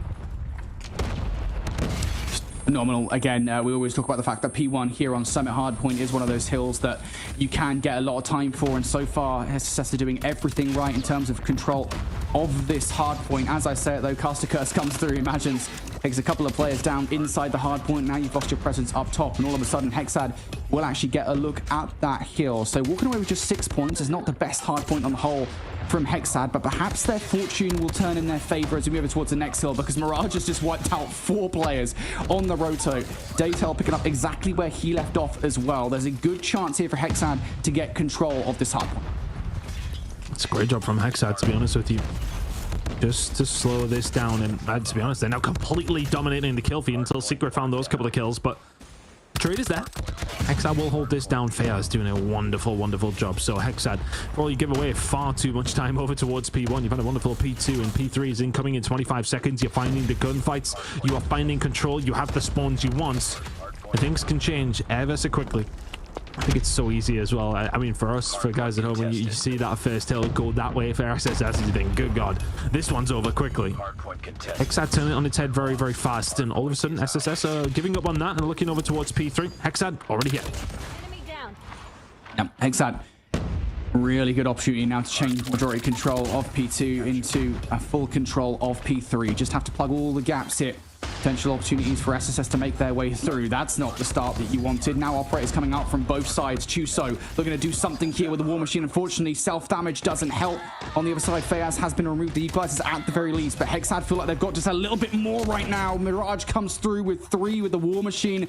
Daytail now also dealing with players from the front with the Purify. Heavy investment from both teams to ensure control of this hard point. But off the start here, it is absolutely Hexad in control. Mirage's War Machine doesn't amount to all that much. Now players starting to hit the backline here as well. Predator missile to deal with the threat around the front. And on the whole here, Ton, this has been phenomenal usage of everything in the war chest for Hexad. They've used it very, very well. And sometimes you're like, okay, well, they've invested to get that time, but sometimes investments don't pay off. This one returning tenfold for Hexad. 10 seconds to go on this one. Yes, okay, the scrap time looking like it is going to go over towards SSS, but heading over towards the next hill, they're nowhere near. They're going to have their own operators to be able to bring to the table as we head into this next rotation. But Hexad are going to have, well, something else to play with, and that's going to be a setup. That's going to, of course, be streaks alongside of it as well. You can hear they're starting to come in now. Matchins will make sure that he finds plenty with it. So for SSS, you are going to be leaking away 10 or 15 more seconds before you're even there to stop it from happening. Losing this rotation is difficult, I think, for SSS if it doesn't go their way. SSS still have a couple of chips on the board here, but it's all going awry. Majins, Fayaz, the SMGs are firing on all cylinders for Hexad. It is a gravity vortex gun that gives SSS a chance at this hill once more, but those back spawns still not broken just yet. SSS will know it, and they will continue to fire down range at that back spawn, but Hexad off the back of those spawns again will continue to look at this hard point, continue to get shots at this hard point, and that is just not that great for SSS.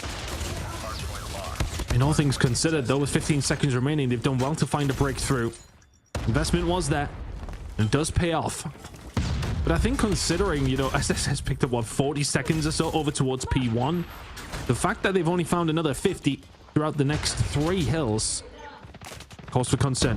SSS have not been able to have it all their own way. Based on the start that we'd seen as well, we presume that would have been the case. Go is now going to bring out the Annihilate over towards P1. Doesn't want what happened in that start of the entire map to happen again. I'm just trying to hold this down. Amari can find him though with a fairly easy kill. Fayaz now bringing out the equalizers, finds nothing. And those are the kind of moments that can swing a game. Now SSS have plenty to use here to try and get some time and try and rotate over towards P2 in 35 seconds. It's a bit of a weird one, right? It's always awkward investing in towards P1. That's exactly what SSS are going to do. And at the same time as those investments come through, it is Hexad that come through for 3 kills simultaneously. Ameri whipping out for a couple of kills, as is Chuso. But this isn't resulting really all that much time with the back of this hill. You need some more frags, and there they come in from Secret and Moby. SSS looking for the back 10 seconds. There's a neck and neck game between these two teams. But now we move forward towards the next hill ton, and this is where Hexad got control of the game last time around. It was a solid P2 hold into an even better P3 hold, and then that break for P4 spawns. That sequence of events cannot happen again here for SSS. Let's see if they can manage to... We'll stop the bleeding over towards P2, because it has been a problem. Cuban now up top is going to no doubt drop down, gets a little bit of nice timing onto Daytel. 45 seconds remaining on this one, but it's about these P3 spawns, which are going to be fought over. Amari's going to push forward. He will get dealt with, but this P2 time is kind of in limbo at the moment because nobody really wants to step foot in it. Hexad now starting to get some time. It's all about this rotation, though, that's going to come over towards P3. You can see SSS putting a lot more respect on Hexad's name this time around. There's one player who's made the push, and it's going to be Cuban. Mirage can find 2 over towards this hill, though. Cuban with the push now is going to find those kills on the flank, and he's going to be a difficult position for Hexad to deal with. Do they send players back? Yes, they absolutely do, but do they forego time over towards P2? Well, not if you're going to find the kills. A little bit of an even split. SSS can find some decent time. And will, with that, a lead as well. That P3 rotation still in the hands of Hexad. Hardpoint is ours. And that's the thing for Hexad, right? You're not too bothered about not getting control of the next hill as long as you have control of this one. SSS, though, winning some of the gunfights. That's going to make things awkward here for the last remaining players. Go and Mirage, a lot to do around the back line. They will win a couple of fights. Daytal now trying to be the savior through the front, but they haven't fully dealt with everybody. One player has stayed behind. The designated survivor here, Chuso, trying to provide a distraction for the rest of SSS to make their way through the front. Daytal will get a couple of kills here with the Purifier, but Hexad are going to require a little bit more investment if they want to hold on towards this hard point. Trades as far as kills go, and operators as well. Fayaz, though, we see him not really find a great deal with the operator last time around with the equalizer. He didn't really show up, but Chuso's just trying to keep them at bay. Fayaz can find another and another after that as well. He's done so well to survive. Fayaz will eventually fall, but Hexad get what they wanted, and that's total P3 control. 20 seconds to play for here. SSS trying to find a way through. This may well be the first time that Hexad find themselves in a decent lead since the last time, well, we were here. SSS are going to have the opportunity to set themselves up over towards P4 this time, though. It feels like those rotations, they're fighting over a little bit more efficiently. They get a little bit of scrap time. P4 rotation is there, but they do have somebody behind them. Daytel could cause some problems here. Target down. I don't think it's been spotted out just yet. There it is. Big kill. If you're a Moby, you've just taken out the one player that would have influenced those spawns for Hexad. So now they've got to work their way through the front. SSS have not got players in position just yet. Cuban with the investment from the Sparrow deals with the players that were starting a challenge. But you will get close spawns here if you're Hexad. You will continue to get to regenerate towards this hard point. And here comes the first hit. Been such a close map here over towards the 4th one in this series of what has been a wonderful one. Fayaz will find the breakthrough, and Mirage and Caught are there. 34 seconds remaining now. They managed to find a way through. It's just that unrelenting pressure. It kind of starts with Daytail. He finds those kills. They have to turn around, give up that map control. SSS find a way back through, but only momentarily. Fayaz, Daytail, go. All combining and all holding it down. 20 seconds remaining here. Over towards P4, and it is all Hexad right now. They are locking this down. SSS seem all at sea. They're pushing one by one, Brody. It ain't working. Yep, this is SSS desperately trying to find their way back in towards the hard point, and Hexad stealing time away off the back of that break towards that hard point. All of it resulting now in a, 18-point difference between these two teams. Gore is winning the opening engagements by new as well. Hexad looking for the majority of time over by P1. We know this can be mixy though. Moby trying to find his way through. Chuso on the other side for a couple of kills. Ton SSS now starting to invest into this as well. Chuso goes big for kills here with the War Machine, firing now at every single point on the map. SSS, they want this time. Omari brings in the equalizers, only finds one. Chuso will eventually fall as well. So for Special Suicide Squad, that is not necessarily the return you wanted. Fayaz and Daytail, it definitely feels like Hexad are the ones with the onus in this game to go on to win it, but SSS still in control. Gravity Vortex gun finds very little. Well, we can find one, and all of a sudden 3 operators for a Special Suicide Squad evaporates. 20 seconds to go here over towards P1. Secret starting to find some kills over towards P2. You can see an investment was made by Hexad. I think one operator came in, not 100% sure who it was from, because they definitely had 3. Now they have 2, but still have that onus. Chuso's got 45. On the other side of things, though, everybody carrying their weight on a Hexad. 192, they find themselves behind. But do they have the utility? Do they have the kills that they need to try and find this rotation over towards P2? This is where they really have, I don't want to say dominated, but they found a lot of time towards this hill. Can they do it again to retake the lead? And a reminder that SSS have a path to win this game, not just off the back of this hill, but if they hold those P2 spawns. That's why you're starting to see Hexad players push behind enemy lines. Open engagements now starting to come through. Investment 3 operators from Hexad. They know how important getting control of time is, but you need to deal with the players up top. Umeri being a total nuisance, but the Purify and the Death Machine combo from Hexad is enough to get control. SSS can no longer finish things here regardless of what happens. They've got the backup though. They've got the back spot that is that next rotation towards P3. Hexad need to now fight for it. Mirage and Daytail just go back to back to just try and hold it down over towards P2. Cuban's actually going to invest here for that little bit of time. They've got the spawns, they forced them further back, and it may well be another 5 or 6 seconds that go over towards SSS. These next transitional gunfights are so important. One player may well have just slipped the net there. It was momentarily Daytail. He gets taken down. So the rotation is here for SSS. The hill is popping in 3 seconds. Hexad, what can you do to try and find a break? Hexad are panicking. You can absolutely tell the way that they're going individually in towards this hard point. They're panicking, but now the wrap comes through. Players around the back line. Chuso deals with every single one of them. It's 3 clean kills for Chuso. Omeri round the front as well. This game might be done. Hexad have got one more opportunity to try and get through. The Annihilator from Core is out. You need to find everything. You need to be perfect. They can't get there in time. SSS will secure this series, but not without a big turnaround from Hexad. In map number 4, we've definitely seen something from them in the hard points. We've seen a great search and destroy, but ultimately it will be SSS who take this series away, Brody, and deservedly so. Yeah, again, we'll say it time and time again. Some at hardpoint can just come down to one key rotation over and over again, and in the end, it did. SSS, they get control of P2 in the closing moments of that game. They make the roto towards P3, and Hexad, I think, do kind of panic here. You'll see it in the replay package here in just a second, folks. But yeah, I mean, Hexad, it feels like they kind of go just a little bit too individually. I will say, got to give a massive shout out to Chuso and the War Machine investment in the closing moments as well, because there were 3 players that did slip the net and could well have flipped the spawns in Hexad's favor. Chuso wipes them all out with a single War Machine pellet, and they don't stand a chance. But it was a total close game throughout the entirety of it. Constant back and forth between these two teams, constantly fighting for control over hardpoint after hardpoint. But in the end, as I said, comes down to that final rotation, and it is the Special Suicide Squad that get control of it. And again, it's that guy at the top of the leaderboard for SSS. If Chuso keeps flying like this, this squad are going to be a serious issue.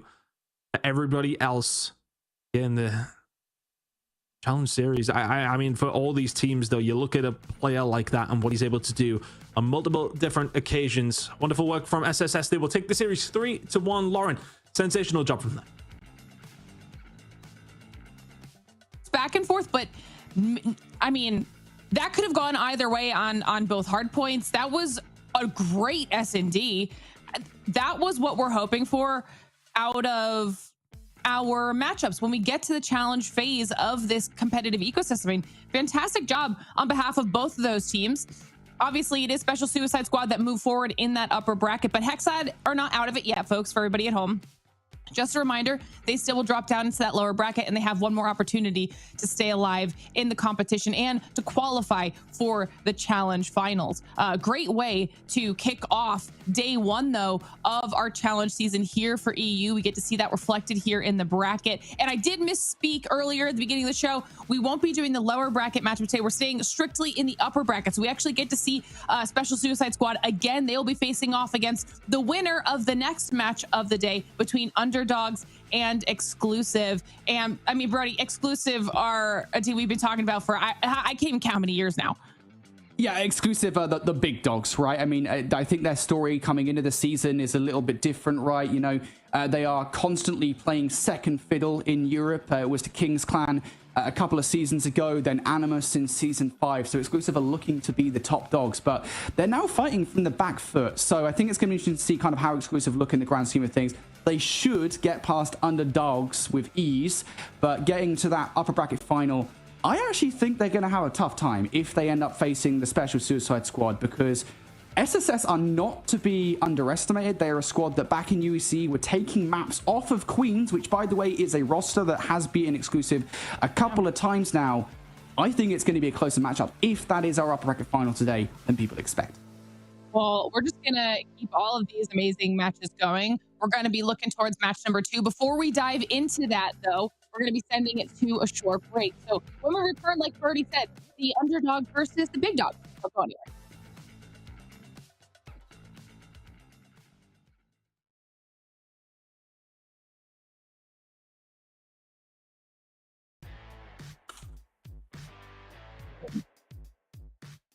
With the one, the only, the legendary, arguably the European GOAT, I've got Veer with me. Brother, how you feeling, brother? Thank you. I'm feeling good. Thank you for having me.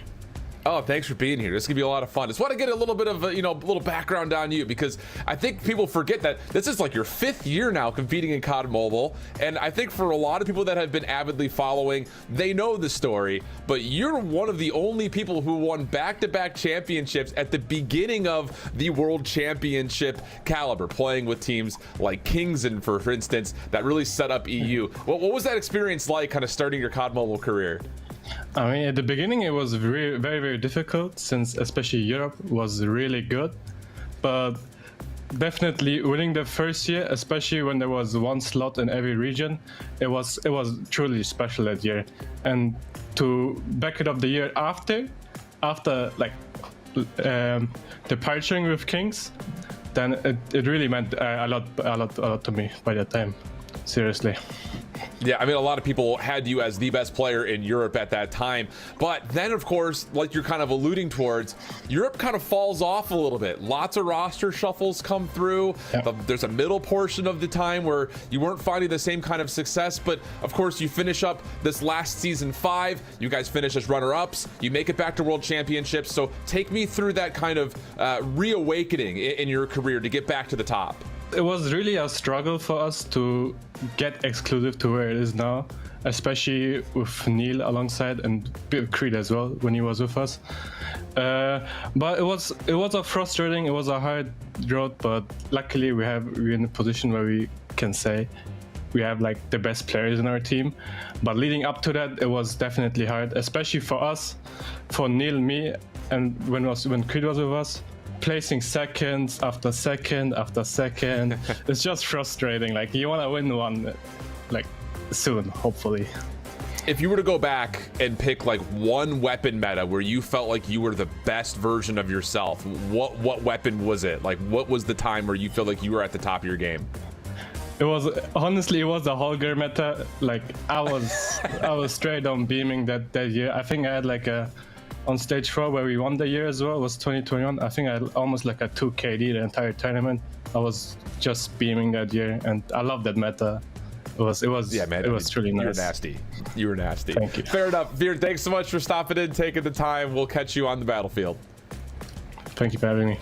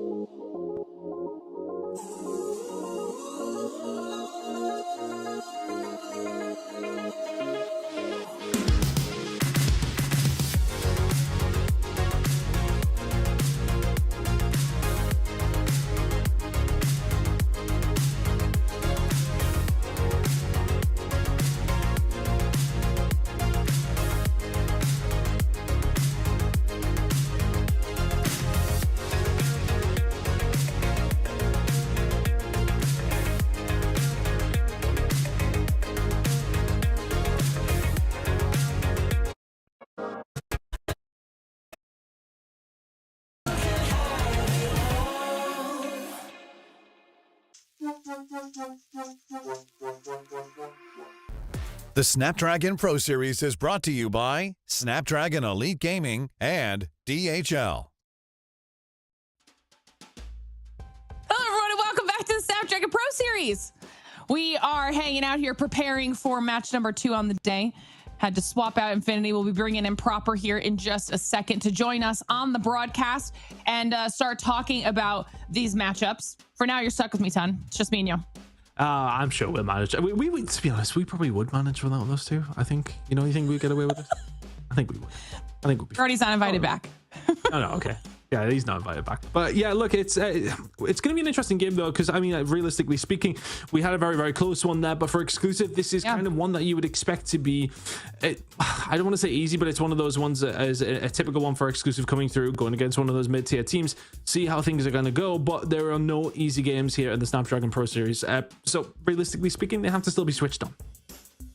All right. Well, we're going to start talking about some of these squads here. Like we said, underdogs versus exclusive. You're alluding to that. It's a little bit of an uphill battle here for underdogs, but we did get a chance to see them through that open finals.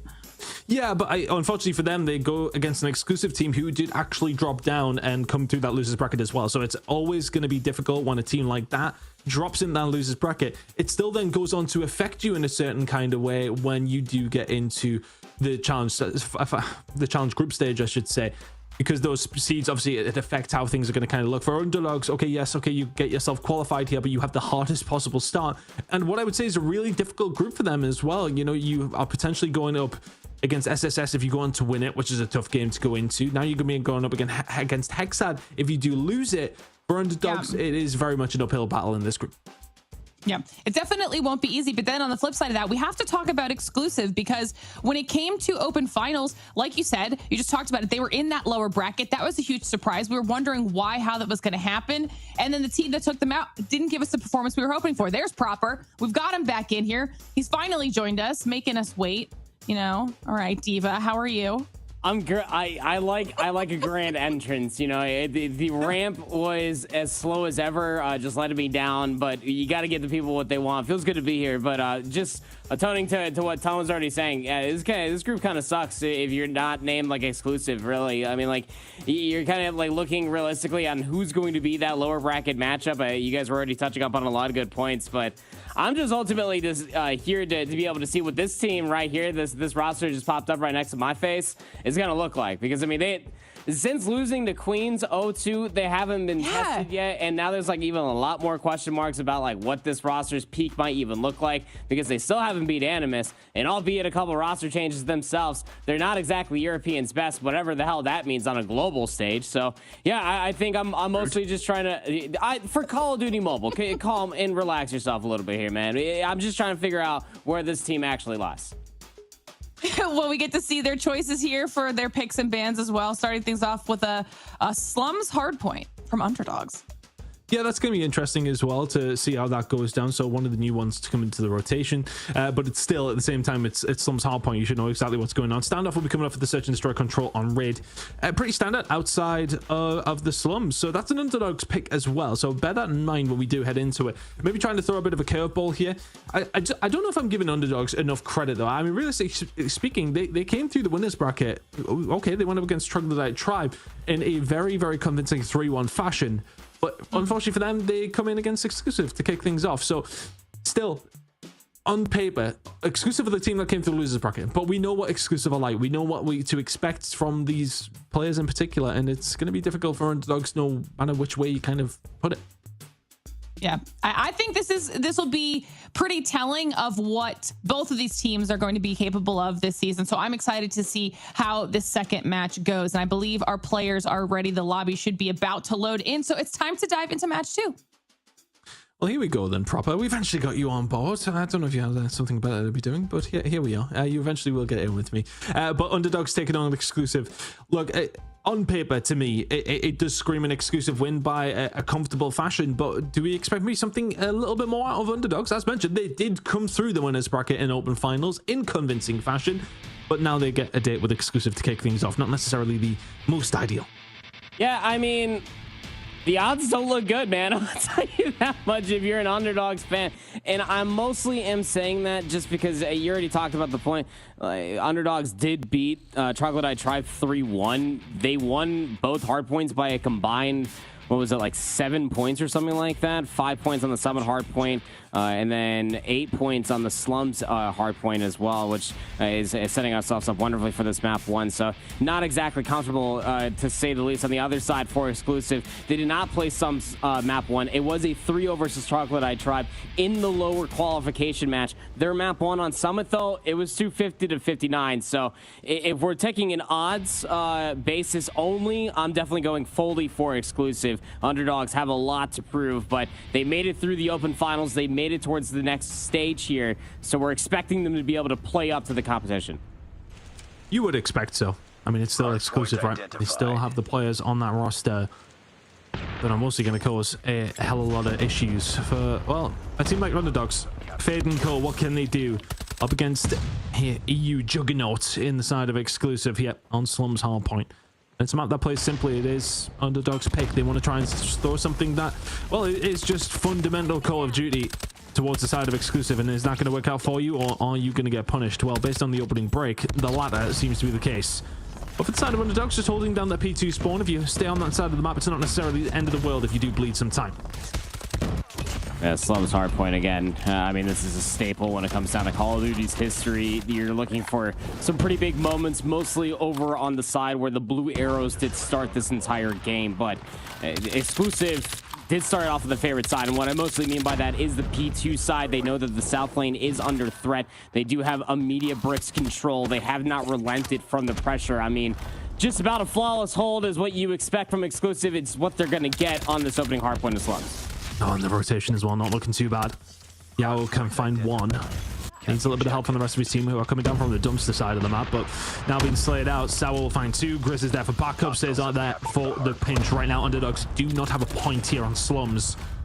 And Exclusive are looking to speedrun this one at this moment in time. Sawa trying to break this down, and now all of a sudden you're already calling in streaks. You're already pulling out some operators as well. If you're the side of Exclusive, this is dominant so far here on Slums. Got the back spawns. It's rather sticky, and now you're just trying to funnel all the way forward. I mean, man-made flashbang, cannon fodder by way of teammate, whatever means necessary for the Underdogs as they just try to get their way in towards P2. And they work their way in towards some very early operators that are already being popped. I mean, Equalizer is egregious out of Caesar, but at the end of the day, you got 100 points in between 2 hard points. So I guess who am I to judge, right? I think it's one of those. You just want to recycle it, get it up and running as soon as you can again. Pop it open. If you can find something with it, fantastic, because at this stage, Underdogs, well, are yet to answer. They can have a good opportunity here over towards P3. The rotation is in, but you need to start winning some gunfights. These transitional ones, oh, I mean, it's just so easy. Grizz can walk through the back door and take what he likes. Finds the break. There's Exclusive. Still utter domination here on Slums. On the back spawns, Death Machine, though, gotta make sure that underdogs will stay back here. And just because you have the back close spawns doesn't mean it's always a great thing, right? Underdogs are just a showcasing of that and plus some more. But I will say this much out of exclusive. I mean, they got their operators super quickly, but they're not throwing away their fundamentals here. And I think that's what's most important. And we knew that this was going to be an exclusive win, but it also being able to make sure that they are maintaining a sound Call of Duty along the way, as against another thing we could nitpick them. And I mean, when it's 145-0, we're grasping at straws here at this point. Well, let's find out if they can do the 250-0. That's really what I want to see now. Neil, starting to line things up here. He's 14-4. Everybody really pulling their weight. Via's sitting at 6-5, though. That interview was shift. I don't know if he was maybe off-put by that glorious smile, but here we are, exclusive now, running things up. Alex is the only one who can answer back. Nigel is there to do the same thing, but Grizz does not want anybody to get any points on the board, and there's a break for exclusive. 3 seconds to go until this hell pops, and this is... Wow, I mean, it is just embarrassing at this stage. Exclusive are running away with this one. Can't quite win it within one rotation of hills, but they will be very, very close by the time we head over towards P1 again. They just can't get anything going, right? I mean, finally they get a few operators online, but you already had some streaks combating against that, and some operators in the back pocket ready to go against those in kind, of which underdogs finally were able to accrue all the way at P4. It's 200-0.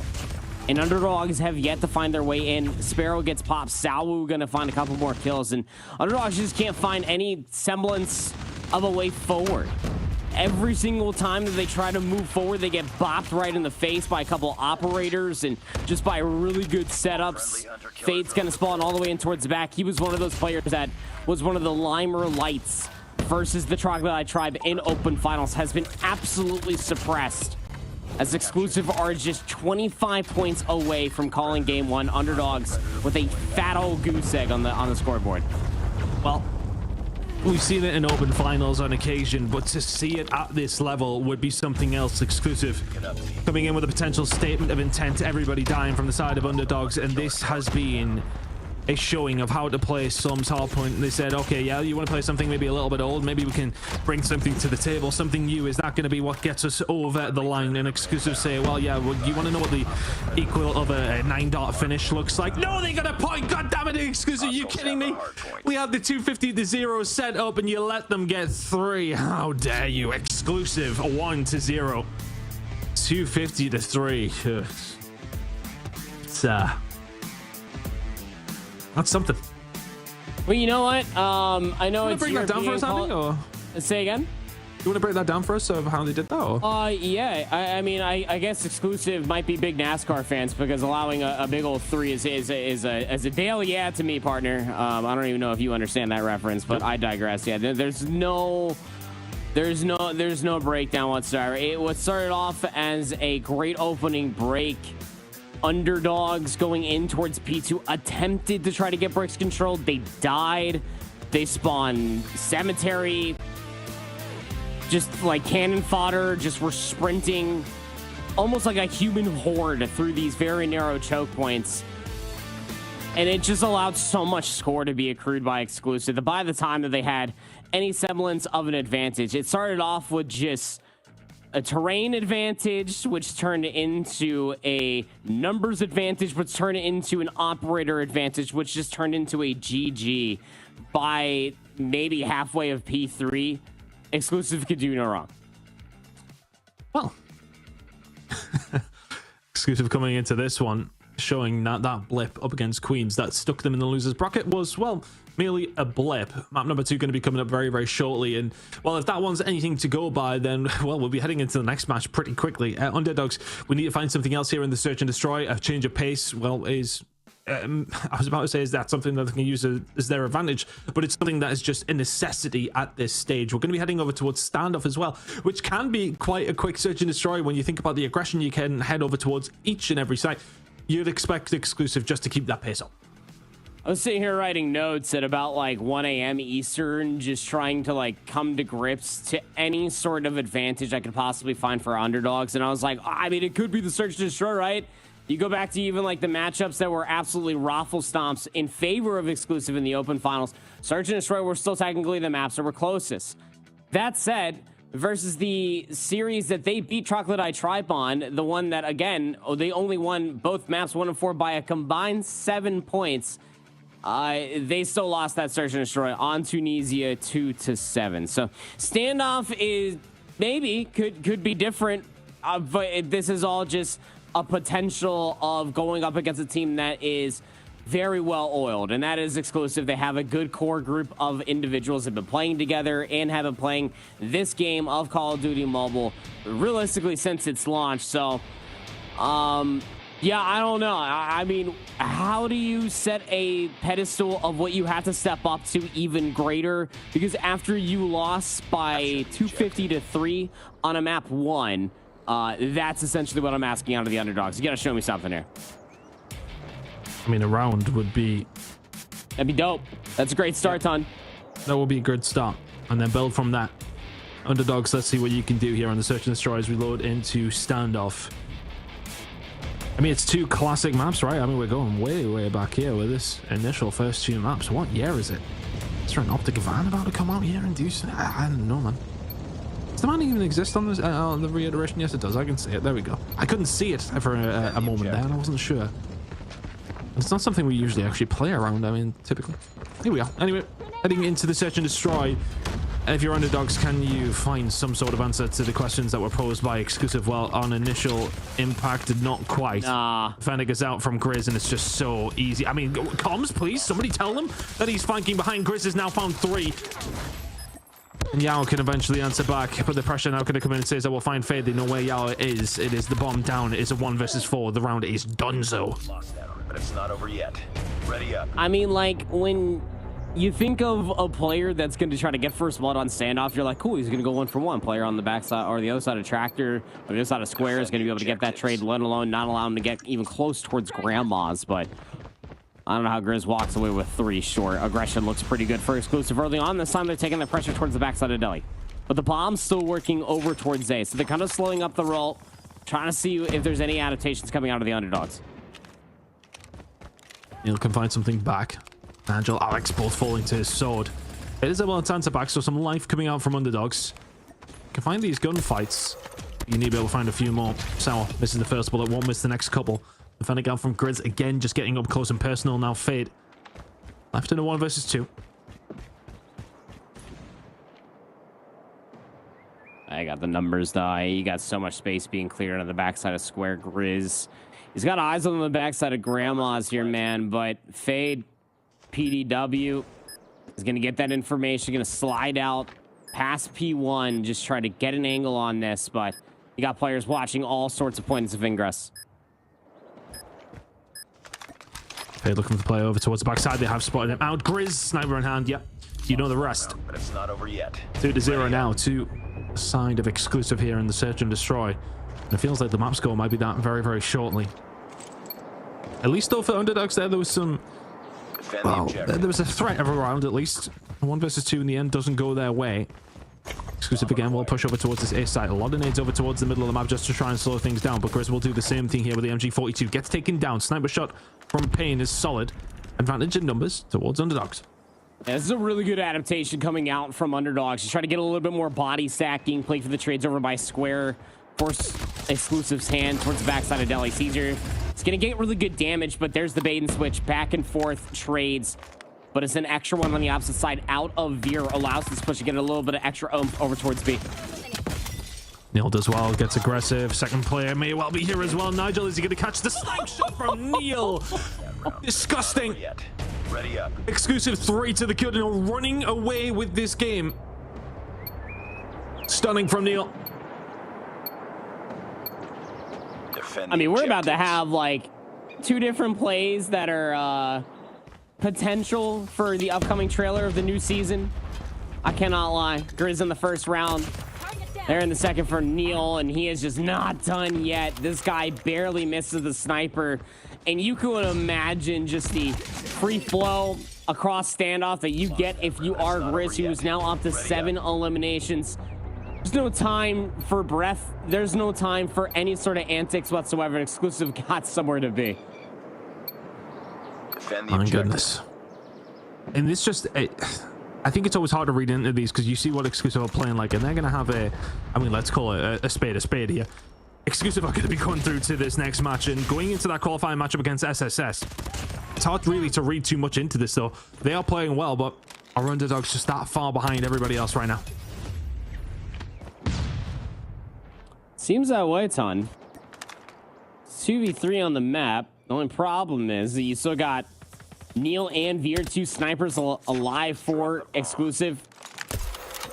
Bomb still dropped on the opposite side, and I think it's exactly what Exclusive wanted. I mean, like, they just want to hunt him down. PDW just going to spray at least one more through. So Salvo's dead. The last known information to the backside of gas station. Veer and Neil. Oh, it's just becoming hunting season at this point. Yeah, I'm not too sure because, I mean, like, even when I got to see out of SSS, I don't even know how they deal with this, man. Ready up. I just don't. These guys are playing pissed off since they lost 0-2 to Queens. Everybody that's been in their way has just been a slight curb of a step on their way to be facing Animus in the eventual grand finals, you feel. That's how things seem to be playing out right now. Next game is really going to be indicative of how things are going. Nigel, you got to win that gunfight, buddy. Bomb acquired. Payne and Alex now left into 2 versus 3. This bomb will be going down momentarily. Via, though, gets a spot. Disgusting from Via again. And there are just levels to this game. Exclusive are showing that right now. It's 6-0. Perfect in search and destroy. Underdogs. I mean, it's just, there's just nothing right home about. There are gunfights they should be winning. There are rounds that should be closer. And they just ain't doing it. Exclusive, dominant. 9 kills for the opening half out of Neil. Oh, the sniper. Grizz gonna get blooded this time around, but here we go. Space gonna be good enough. Underdogs actually find the traits. They find the subsequent kills to be able to find this 3v1. This is their best chance. Sets Veer up for glory. Now in a 1 versus 3. Exclusive get caught with some over-aggression and get dealt with rather quickly. That USS-9 will definitely help out in his chances to pull this one off. Player towards his left-hand side has just slipped through towards Grandma's. This bomb is going down over towards B, which just makes Via's job. Well, based on what we've seen in the past 6 rounds, not necessarily impossible, but makes it difficult. Will slowly make his way around. One player top Grandma's is going to be watching, gets snapped onto. And now about where the rest of the players are, that's what he has to try and figure out. Information gained. Second kill will fall through. The 7-0 with the 1 versus 3. Is that how things are going to play out here? Viet looking for the final kill. Oh, he sees the smoke. Oh, the timing, though. Oh, he's got the USS-9 in Veer. Yao chose to play the corner out of the smoke. No magician tricks. No party favors whatsoever. Just a good old 1v3 for a 7-0 map to win. Why not? Why not?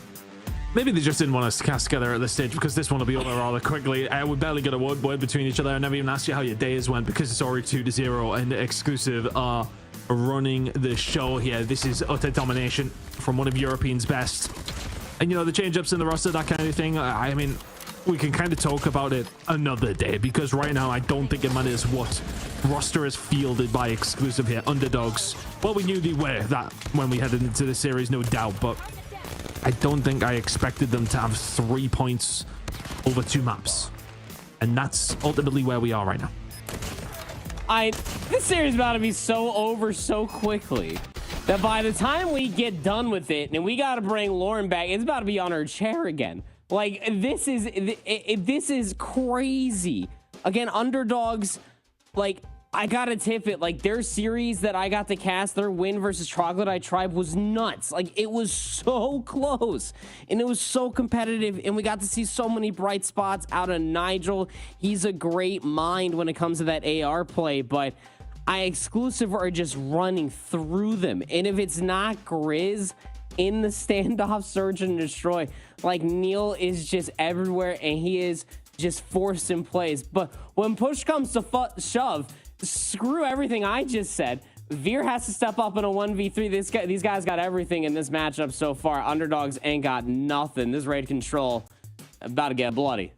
Yeah, I think so. That is as one-sided as of a series I've seen here at this stage of the competition in quite some time. Exclusive looking phenomenal. Look, these kind of games happen in the open finals. We know that. Look, teams are able to come through. They start to come up against the big dogs. There is a big disparity between the top teams and everybody else.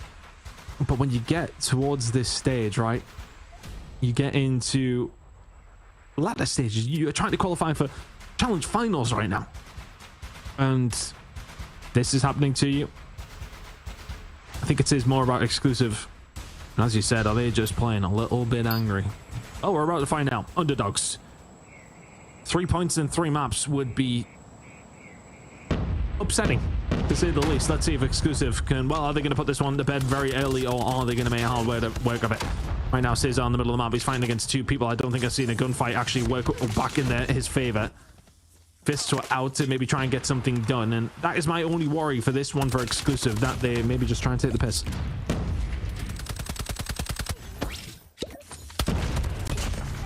You know what sucks even more than this is that, like, if you're Triple S, you're watching this right now, you're thinking like, wow, we just got done with like a super sick win in the upper bracket, and we get to watch and download some of the stuff out of Exclusive. You haven't got nothing whatsoever. Big 2 for 2 though. After the B zone got captured, you got 2 minutes on the board, but Underdogs just struggling to be able to maintain presence as they're spawning. Pressure is just consistently that. Grizz will eventually get taken down. Fade can find something with Sour. Picks up the pieces. Finds a couple. Underdogs are spawning relatively close, so they can rebuff this pressure over towards A. But for how long? There's 2 minutes and 10 seconds still remaining on the clock. Exclusive still inside of the point. Payne trying to do something. The time is just ticking down for Underdogs in this series. Exclusive wanted to good after what seems like the blink of an eye. Yeah. I'll say this much. I mean, like, Exclusive aren't playing with their food. Like they're still capping the objective. Like, they're still making things fundamentally sound. Not getting over egregious with these types of things. Definitely having fun with it, I am sure, as Veer with the sniper off of his magnificent clutch is finding more and more shots. Even Neil with the machine pistol, he just doesn't care, man. So opening break off dependent, but when you just win 5, now 6-1, the Exclusive can do whatever they want. They're about to. The spawn trap is about to get set up. One player has slipped in that ever so slightly. They'll have to backtrack for Fade. Wasn't Fade, actually. It's Nigel that's managed to find his way out, but, well, for how long, I don't know. Alex is able to find a kill onto Cesar. They're going to find a route out over towards A. It looks that way. So there is some potential, but that Predator missile will pretty much deny anything like that from happening. Payne actually still has managed to find a way out. And does he turn back around to try and help his teammates get out of this absolute hellhole that they're stuck in? Or does he just push over towards A and just get that pressure to have to come towards him? That's a question you have to ask of yourself if you're Underdogs here. Exclusive are just running away with this one. It will be done momentarily. And honestly, it's just, I am not too sure what to expect from SSS against Exclusive now. Exclusive that far ahead, or SSS going to offer up a fight? Are Underdogs just way behind the curve and the rest of this group? They are questions we're going to get properly answered. Well, in about 10 minutes by the looks of things, Exclusive are speed running through Underdogs right now. 2 to the good here in this control. My goodness, proper, I don't even know what to say at this stage. Exclusive just utter domination. I'm about to DM Veer and see if he's got someplace to be tonight, man, because he is, he and Exclusive are just running through right now. This upper bracket matchup, and not looking so great, especially if you are an underdog. Now you're looking exactly for the namesake, but now we get towards this round, more operators ready to be popped. 2 for 1 in the initial feed, but Exclusive, once they got numbers, they're just back to their old antics and just winning gunfights. Double capture on 2 different zones. I mean, if you are Underdogs, you at least got them off of the B zone, but you're still spawning parallel over there because Exclusive are still surmounting pressure over towards A. It's just so bloody. It's so scrappy, but like they're finding all of the kills and it's fundamentally brilliant. So like, I can't knock it. It's just really, really cool coming out of Exclusive right now, man. Typical performance at this moment in time. They try to get something over towards A. Underdogs can do nothing. That is now gone. I don't even know if they'll be able to get over to B in time. This has been as one-sided of a series you'll ever likely to see at this stage. They maybe try and get away through. Pain is there to try and upset the apple cart for maybe just a couple of seconds. The Outgang find a way through, though. Suspari has to come out from Sour. He's eventually gonna find the kill himself. Says, "I will walk through the front door," though. This one, I mean, if it wasn't already a long time ago, is very much done. Exclusive 3-0 in the control, 3-0 in the series. They allow underdogs 3 points in hard point, and that is it. That's it. I got nothing for you. I got nothing mean, either. it was just a masterclass. When you come up with like the paraphrasing of David versus Goliath, like Merriam-Webster's dictionary has to now change it. If that phrase has a picture next to it, it needs to become a pop-up, multi-pictured phrase. If you can become like Harry Potter and put like moving pictures in it, it would be this series, because it was just that, man. Like, Exclusive just absolutely ran through underdogs. No round to the Surge, no round to the control, no segments in the control either. And only 3 seconds of objective time in the hardpoint. I think Exclusive were the better team. Yeah, I think if we're going to make those comparisons, you think about Michelangelo's David. Beautiful statue. I've seen it in real life, right? I mean, underdogs, if we're going to compare them to that, it's like underdogs are like, I made Michael out of papier mâché. That's kind of the level we're at here. It was artsy. Yeah, kind of artsy. I've seen it in real life a couple of times. Yeah, I've been in Florence. I'm cultural. You didn't have to continuously weird flex on me, bro. Well, you're worldly. We get it, man. I don't know. Exclusive 3-0. Impressive to say the least. But my word, Lauren, you're already back. I don't even think you would have had time to make a cup of tea, mate. I didn't know how creative you were, Ton. I mean, I'm impressed. Well, if we're comparing it to what I thought underdogs kind of represented in that scenario, not that creative as it goes. Honestly, literally 3 seconds away from a flawless series on behalf of Exclusive. Like, that is insane work. And every time we see them perform like this, it really just makes me want to go back and see what happened when they played up against Queens, because this is the Exclusive we were looking forward to this season. And this is what we know they can bring to the table. I'm excited to see now what they will do in the next upper bracket match against Special Suicide Squad, or even vice versa, what Triple S can do against Exclusive here. But we get to see how that bracket is looking. Hexad and underdogs are not out of it yet, folks. They will just drop down into that lower bracket. They will then have to play against each other to stay alive in the lower bracket. Whoever wins will move on, and they will play whoever loses this upper bracket match for another spot in the challenge finals. But right now we get to focus on this upper bracket, and we will be qualifying a team through to the challenge finals already proper. Yeah, I'm excited to be able to see what S-Cubed can do, especially having to watch that absolute thrashing that Exclusive just handed the underdogs. I mean, I'm shaking in my wellies a bit here, bud. This doesn't look too good. Exclusive looked very strong. You heard in the interview with Alan, like, even Veer, like with that old Kings roster, like, he's been at the top of the world for EU for such a long time. He's been right behind Animus for such a long time. Losing 0-2 to Queens, I'd like to watch the VOD on that as well. Mostly just for professional curiosity, but this is the Exclusive we've come to expect.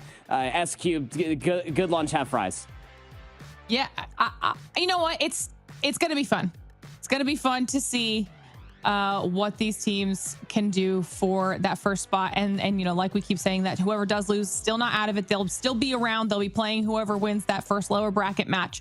So still not knocking anybody out yet, at least. That'll happen next time around. But for now, we get to see who will be moving into the challenge finals, which will be happening all the way in April, as we saw on that format. So they'll be able to then hang out and do a lot of scouting throughout the rest of the season and kind of prepare for the teams that will also be qualifying to the challenge finals, which will definitely be useful to gather that information as things go. But before we get into our third and final match on the day, I know that was quite a quick turnaround here for match number 2. We're going to head to a short break. And when we return, match number 3, a challenge spot is on the line in the final. So don't go anywhere. You're watching the Snapdragon Pro Series.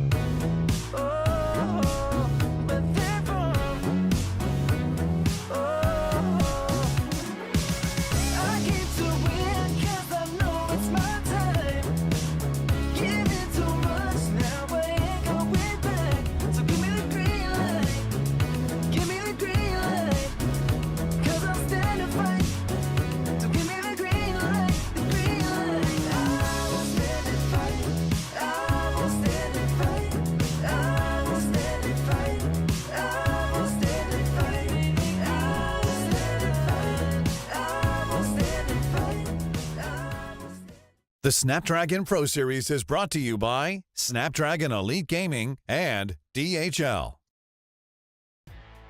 All right, everybody, welcome back to the Snapdragon Pro Series, where we are heading into our final match of the day. We've brought Infinity back with us to close out match number 3, and it's time for us to start talking about Special Suicide Squad versus Exclusive.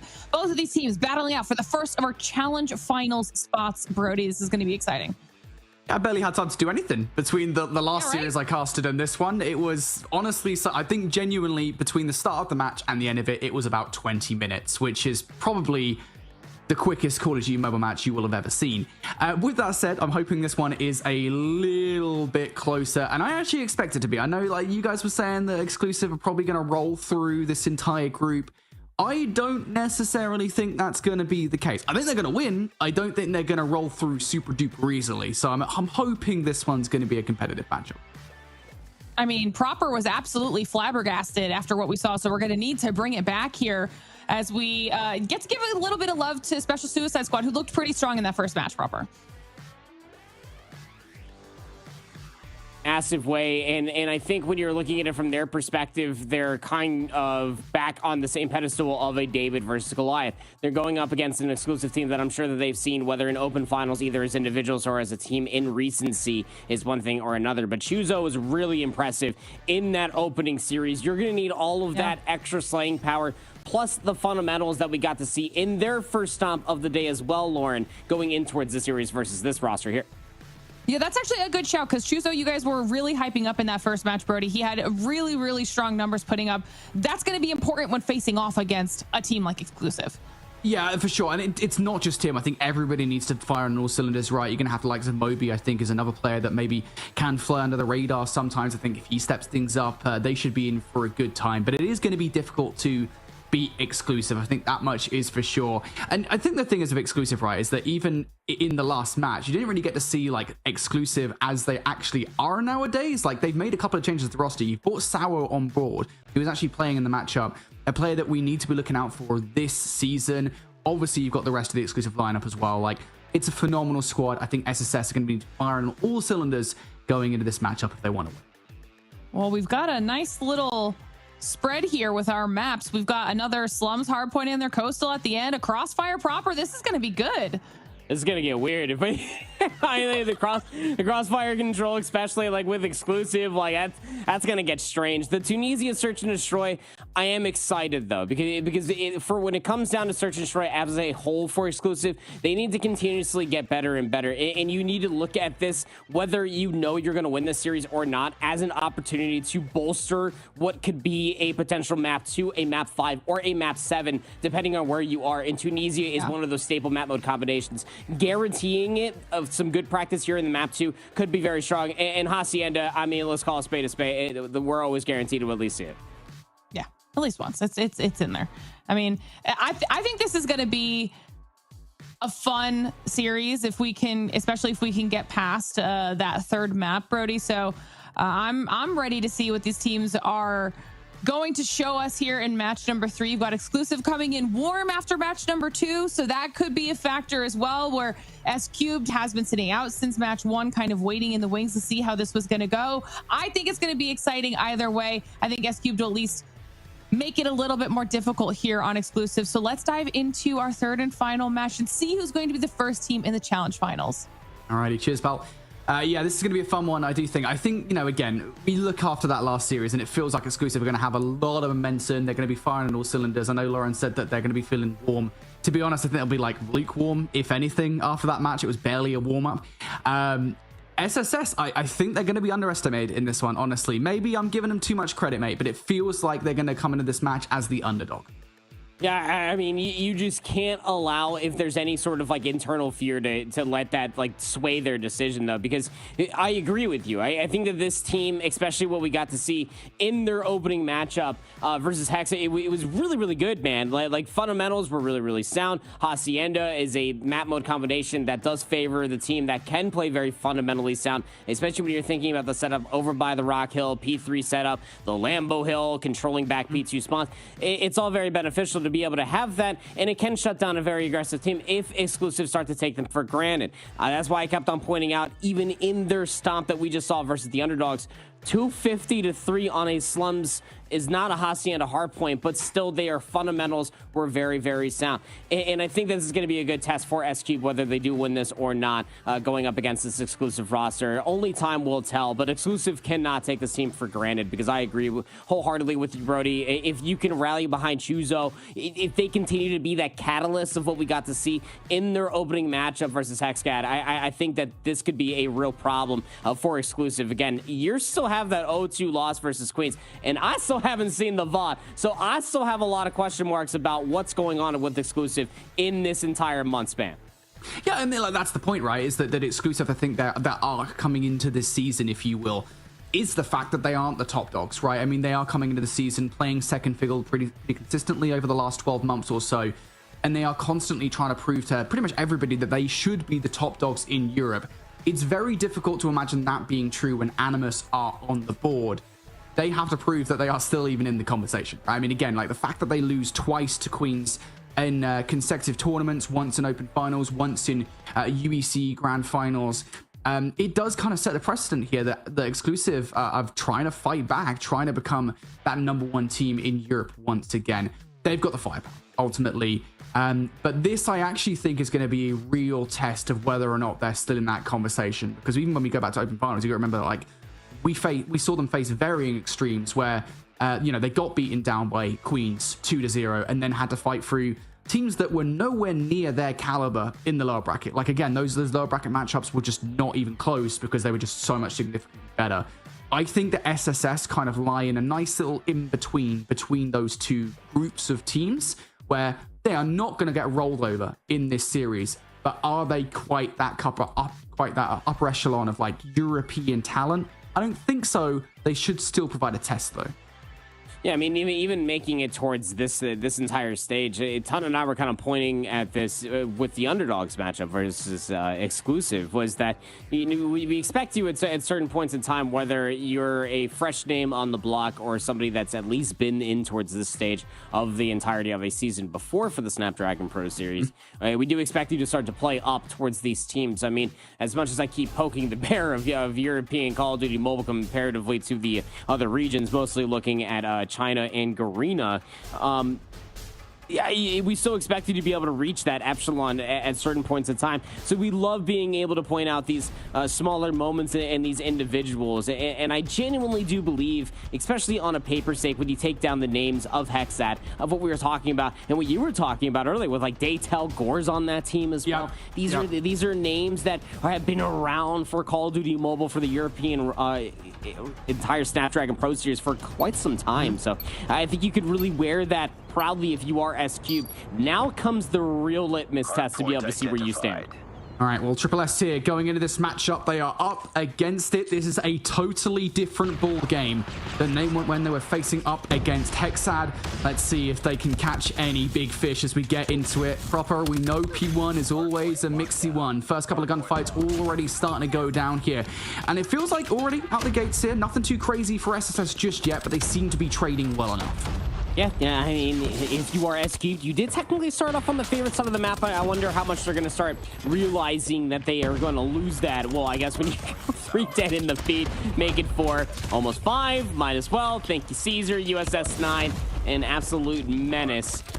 Those spawns then become immediately under threat as now you have the pool house spawns, exclusive spawning over by the well. Wonderfully done for SSS to control the upper hallways, but exclusive, they kind of reel themselves back a little bit. They take the necessary gunfights and get control of P1. Now you can look towards the rotation towards P2. At the end of P1 here, exclusive going to be walking away with an ever so slight advantage, but my eyes going to be locked in towards what PT looks like. Already starting to see some of these opening engagements going down. Grizz able to pick off one inside the hard point. No immediate trade by the looks of things from SSS. They are lagging behind. Somehow, Grizz has played his life for an extended period of time. In the end, it is going to be Mobingly that clings things up, but Grizz clinging onto the corner there is going to enable exclusive to get right back in towards the time. This is a not so great start of this hard point here. Proper SSS now lose control of that PT rotation, and this is where the game can really start to run away from you. Yeah, and I love these little clearings. So it's the smallest of things of just clearing the initial spawn. Grizz off the initial spawn, clears all the way through Zig. Suicide Squad immediately pushing back over by the rock side of the map. Are able to at least contest it from the front. And it's not without a certain fight, but exclusives still have the back spawns. They should be able to reinforce this just with sheer numbers. And the War Machine, even at the end out of here, I mean, that is a decision. You will be able to find at least 3 kills and secure the 10 seconds, but that could be a very necessary tool when it comes down to this initial break over towards P3 once a couple operators get popped out of S-Cubed. Yeah, and that's not a terrible decision from Veer on the grand scheme of things, right? I mean, you bring that out to flip the game from what would have been a 30-20 advantage for exclusive down to what is now 58-11. SSS don't get any time off the back of that, so now they're going to have to focus in on a big investment towards new. Already, Mobingly with the Gravity Vortex gun and Chuso with the War Machine. The latter is now the only one of the 2 in play. Sparrow now starting to come out to play from Cuban as well. He's going to find the first against Caesar, but players now starting to get in through him. Exclusive. Veer runs right through with a Type 19. Neil now downrange with the Death Machine as well, is tearing through SSS. Predator missile from Veer to boot. Everything but the kitchen sink being thrown here by exclusive towards this hard point. They want to take this time away from SSS. Yeah, but if the kitchen sink was well-timed and coupled well with the Death Machine, I'm sure they would have used it. These are some of the fundamentals that I'm talking about out of exclusive, but it kind of lacking out of S-Cubed, right? I mean, they had a really good setup. They got the initial setup over towards P3, which is a really good money hill on Hacienda, but too late to pick up towards the spawns or the backside of office that exclusives got for themselves. As S-Cubed were more worried about the garden side, a couple of operators get popped in response for S-Cubed to rip theirs a little bit too early or too late, depending on which side of the coin you're looking at. And now exclusive maintain the 60-point lead over towards the Rock Hill, where we're in a little bit of a dance, a little bit of a tango. But you look at the mini-map, I mean, S-Cubed have really good positional advantage. You got pool house spawns, you got presence over towards Lambeau Hill die, but you're in a good spot to try to recontest this early, Brady. Yeah. Exclusive now, all they really need to do in this situation is just aim down range. You know what side of the map SSS going to be hitting the hill from. Sao, the newest addition to the exclusive roster, will triple up around this hard point. Investment now of the operators starting to come into play as well. Be it just one more War Machine pellet left to go. Has to be a good one. Goes out, does absolutely nothing. There is the kill against Omeri. So more kills still to be found here from exclusive. One more wave of gunfights. The special Suicide Squad sent right back to the respawn screen. And over the last, what, 4 hard points, we haven't really seen anything of note from SSS. Just 25 points. They've been super duper quiet since that first rotation towards McLaren. Exclusive have been totally in the driver's seat in this game so far. Yeah, sure happened, man. And you just look from like left to right. I mean, like the slaying isn't too far gone. I mean, like, yeah, Chuzo not having a really good series after we were building them up. Not after how they looked versus Hexcat as well. So that's just a real tough look for SQ to again. When it came down to their positioning, when it came down to their awareness of the first set of hard points, understanding the state of the game was quite well. Exclusive Scunny is just a little bit better. So we get back towards P1. It's a 110-point lead out of the team in blue. Something's going to change right about now from SSS. You talk about those win conditions coming to this map. Chuso was firing on all cylinders versus Hexad here. Hasn't really had much to say. As a matter of fact, currently the lowest kills on the team. SSS really need him and the rest of the squad really to step things up a notch if they want any chance of coming back into this game. But stranger things have happened. They're only down 110 points. They're going to get that scrap time, but they're going to need a fast and furious break towards the next hard point. And they might get it. Keep an eye on player number 5 on the new map from SSS. Some pre-fire coming through for that player. Now 2-for-1 trade over by Rock as well. Players still to be dealt with if you're exclusive towards that lobby side. Movingly straight towards the hard point. Going to get shut down now. Investment starting to come out. A couple of operators. Exclusive feeling hot under the collar somewhat. Decide it's time to bring out the big guns. And SSS now batting away. And Death Machine towards the back, but Cuban with the Sparrow finds 3 and Chuzo backing things up with the War Machine. Finally, the push towards the back pays off, Brody. Wonderfully that your eye caught that one. I mean, they did that without numbers, but S-Cube still hung around, and finally the spawns worked out. Mobingly now for 3. The player that spawned furthest out when the initial break was coming through finally pops off in the feed. So we're down to scrap time. I mean, S-Cube, they used just about everything to secure up the 30 seconds that they just got for themselves, but damn was it necessary. Yeah, I mean, at this point, you do start to feel like, in this game, you're starting to feel like desperation So necessary. from SSS. You're right. I mean, yeah, like you are throwing everything you've got pretty much constantly at these hard points to take some time away from Exclusive. And it's worth saying as well, Exclusive also used all of their utility on that hard point. So we go into the next one with just 1 operator on the board. That's for Exclusive, and 1 streak on the board as well. So pretty much everything is set evenly here across the board. SSS need to win some of these open engagements, though.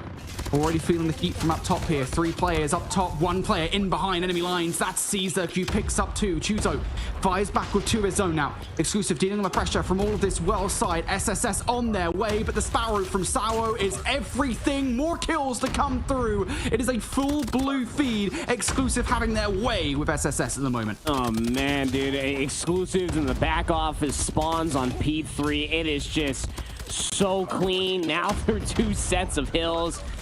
Operator usage not going to be there for S-Cube, like we said. I mean, they threw everything towards the tail end of P2 just to get up to 84 points. But Exclusive, a handful of operators and really good centering as Predator missiles will secure what was almost a full 60. It felt like they're over by P3, and they have the rotation over towards the rock hill. They can smell the blood in the water. They can smell game.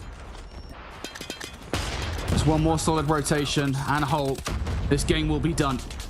SSS got to find a way through. Things look splintered at the moment. Mobenly's been pretty good on these breaks. That's not going to work, though. It's an individual push. Cuban follows in a couple of seconds later and will get punished for it.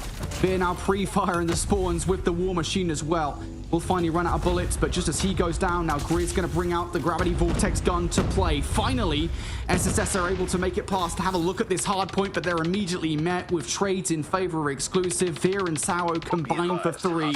Exclusive could still, technically speaking, finish things on this hill. Chuzo with the War Machine, I mean, wonderfully done. Plays his life, finds a window of opportunity. That way S-Cube can at least contest. should at least guarantee us going towards the next hill. Death Machine just comes flying in through the open stairs, and Omari is going to be able to double down from the ramp up that was exclusive just to try to get the back 5 seconds, but they just need 19. S-Cube, they're at least up to triple digits. Cuban, though, with the Sparrow late, gets traded. Not exactly useful kills at the end of the day, as exclusives still realistically have a firm control of this game, but they don't really want to count any team. Not out of Hacienda. Yeah, Hacienda is one of those maps that with the proper spawn control, you can still come back in, but it really does feel like you and I are grasping at straws at the moment for SSS, aren't we? Yeah. Exclusive, it just is one more solid hold, and this game is donezo. P1 is generally speaking not the hard point where you're going to have to do it. Caesar comes through though, a couple of kills. Neil also there, time for the equalizers and time to call game. If you're a Caesar, you want it done here. The smokes are allowing SSS to come through for a contest. But as those kills come through in the middle of the map, Caesar thinks it's go time to take those players coming off the spawn as well. This game is donezo. Exclusive dominates in the first game off the back of an already pretty dominant series last time around. It's just really tough to like gauge there in the final few moments. I mean, like when you go back, if you really want to dissect like a 250 to 110 loss, which again, like you were saying, Brody, we're kind of grasping at straws, and it's really difficult to do. But like you almost miss like that conviction out of S-Cubed for a lot of this this map number 1. You got to see it in that P2 hold that got them like about 45 seconds of hardpoint time, but in those final few moments, like I'm looking at the top of the screen, and you got about like 3 different operators. Like you're about to lose the game. Like pull the operator out, find a quick 2-3 kills, and then just try to push through, get over towards the McLaren area and get those back driveway spawns. And we never got to see that conviction comparatively on the opposite side. Exclusive equalizers be damned. You get it pretty quickly. You still rip it, and you call game just by saying there's nothing you can do to stop me in the close to mid-range gunfight. And these narrow choke points are just going to be shut down as soon as you try to get through top or bottom off the stairs. And I don't know. I think you just kind of you're missing some of that cerebral behavior out of the S-Cubed team, albeit they did drop a decent amount of kills and did a much better job versus exclusive than even I was willing to write them off of how they looked versus underdogs. It simply was not only but a small whimpers. They still lost map 1 quite handedly. Yeah, and again, you know, so often these maps do come down to the operator usage, and I think there was no better example of the difference between these two teams than I think it was the Fences hardpoint in the first set, right, where we saw a couple of operators come out to play from SSS. I think it was Chuzo and Cuban that had, or Chuzo and Mobility, excuse me, that had them out. Didn't really amount to anything at all. We then see Exclusive respond with 3 operators in kind and a Predator missile just for the kick of it, and all of them found significantly more value than SSS did on the Fences hardpoint, and that happened on a multitude of occasions throughout that game, where it's just like Exclusive were just beating it out on key operator utilizations, key rotations. SSS had no chance from there on out. So relatively competitive game number 1. Relatively is doing a lot of heavy lifting in that sentence, but it was a relatively competitive game number 1. We're hoping that game number 2 will be a little bit different, because SSS, they show promise versus Hexad on Search and Destroy. Let's hope that they can carry that across here to this Search and Destroy. Yeah, I mean, Brody, I know you were sitting there watching that standoff map 2 between Exclusive and underdogs as much as I was sitting there between that map 2 between Suicide Squad and Hexcad back over towards Metro. It went all the way towards overtime, sure, but like, how are you gonna shut down Neil and Veer, dude? Like they were just not miss. A 1v3 clutch like to call game is diabolical. And if they continue to shoot like that on a map like Tunisia, that's not really looking good for the S-Cubed roster, but I love to be proven wrong. We'll have to see if they can get the job done and at least extend this to a map 4. All right. We want to see something special out of the Suicide Squad. And they produce it here in Search and Destroy. Tie this one up. So far, so slow off the start of this one. Exclusive, just getting a vibe for what that setup looks like for SSS. Again, these teams won't really have a lot of VOD on one another. Neil has just got some information, though, and I'm wondering when the call comes through. Nade. What a nade off the start, though, from Cuban to take Neil out of position. Wow. That's Wine just immediately taken down. Zawu's gonna have to pick it up, and now you're losing numbers. It's just individual gunfights, and S-Cubed are coming out on top. Exclusive kind of feel like they're stuck in the mud. There they At are. the moment. 3B on towards Cuban in the middle of the map. That's helpful for the retake to happen here for Grizz. Never ever doubt Grizz. If anyone can pull off insane plays, it's definitely going to be him. Chase up now on towards Chuso around the flank. Not going to finish the gunfight. Player behind him as well. Surely Grizz doesn't walk away with this one. Please, Mobilely. All right, Mobilely will finish his food. Now it's 2 versus 3. Exclusive, full confident here that they can get this bomb down on A. And they'd be right, probably, because the bomb site's open. When that nade gets thrown in, they have no idea where it's coming from. Late utilities coming from Exclusive. They will get the rock planted, but S-Cube are holding hands, triple stack together. They're going to fully clear all of Winery, this post plant. They're going to rely mostly on the corners here in the bottom side of arches. S-Cube just have to play trades, right? It's just that easy. You'd think Exclusive have the element of surprise. SSS have to check every single corner. Exclusive have made the right call as to where SSS will be retaking the site from. Here we go. Entrance in. Push in from O'Mary's good. Saro going to trade things out. Has already made one player weak. Can he finish things off? Yes, he can. Turn left for the kill on towards Movingly. It's just too much to ask for. SSS with the perfect retake. They play the trades as you said. It turns out it was just that easy. Ready for the next round. But if in those final few moments, like if he gets back over towards the corner and he just plays for his life, there was only a handful of seconds left. He probably could have extended that gunfight. And Exclusive could have won that. I don't know. It's not a universe we live in now. Good opening first few duels. Exclusive forced in towards individual gunfights. They don't like what A delivered towards them, so they're taking aggression towards B. All right, aggression towards B for Exclusive. They dealt with most of the threat around the flank. Grizz is playing super duper aggressive, perhaps a little bit too much there. Provides himself out in the open. Mobilely will take that gunfight all day long, but trades are pretty good for Exclusive. Now down to a 2 versus 2 as Caesar takes down Chuzo. There's another one for Caesar as well. O'Mary now stuck at the back of the map, picks up a Tundra. It's a good weapon to have. Looking for the quick scope, switches to the R9 for the gunfight versus Neil, and somehow Neil makes it happen with a pistol. You've literally got 2 of the most powerful weapons in the game, and you still can't take Neil out. Yeah, no. Sometimes Neil just be doing that, man. He's doing it for quite some time now. I'm not very happy about the stain on the S&D so far. A little bit of mental warfare coming through those Suicide Squad. They're not going to relent. They're back towards this round 1 pressure, looking for the 1v1 inside a wine. O'Mary's going to get it. Slides gets the further information. But S-Cubed are still set up for this defensive hold here today. They're not moving. They don't need to. Yeah, I mean, you're right. They don't need to at all. Grenade For the ones oh my gosh. that need to move forward. Yeah, nice nade from Cuban to take down Neil. Trades galore here. Now 2 versus 3 for Exclusive to try and make this happen. And again, Secret is totally unfazed. Under this construction, has absolutely no reason to move whatsoever. Exclusive are trying to bait these players out into the open. It's just not happening. Where did that nade come from? See, where did he go? I just had to slide down and try to figure it out the hard way. Good luck with that one. Yeah, Exclusive can't crack the code that is a defense. Cuban just playing off a point of contact. The initial 1v1 off of Mary certainly helps, but it's the slide afterwards that gets the information, and Cuban just holding on to that nade just to be able to deal with the players inside of wine. It's just absolutely chef's kiss. So you got some splaining to do here, Exclusive. Gonna split the map here in their odds. Kind of maybe try to bait out S-Cube to think that it's going to be a little bit of an A hit. Mobilely is wiser towards it. They're not going to budge away from this A bomb, and Mobilely is in a great spot to be able to back up this BXQ once it comes through. Yep. Mobilely ready to take out these players. Good trade from Sawo, though, and you're comfortable with that if you're Exclusive. You take that 1-for-1 trade. You've now got site control. This is where you found success thus far in this search and destroy. Cuban still hasn't been dealt with just yet. Target acquired. Target not going to be taken down. Cuban has to run for his life. Bomb still down.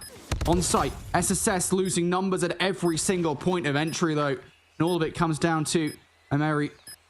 R9 in hand. Exclusive will clock that. Probably going to pick up the Tundra of a dead body, but that's the best chance that O'Mary has in this situation. And if it's not Neil with the spear to take him down, it's going to be Veer with the snipes. Again, Exclusive. They look good when they're able to take the sights.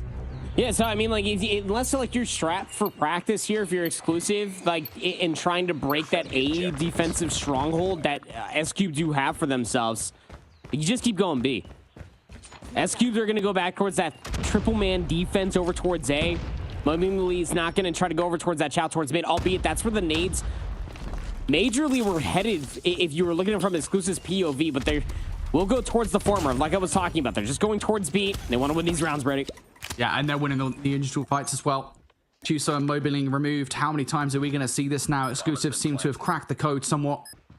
They know exactly how to win these rounds out. A bit of a wild card still in play as well. Neil in a position that Omeri took respect. Neil, stop being mean. Sour is going to take that kill away from Neil.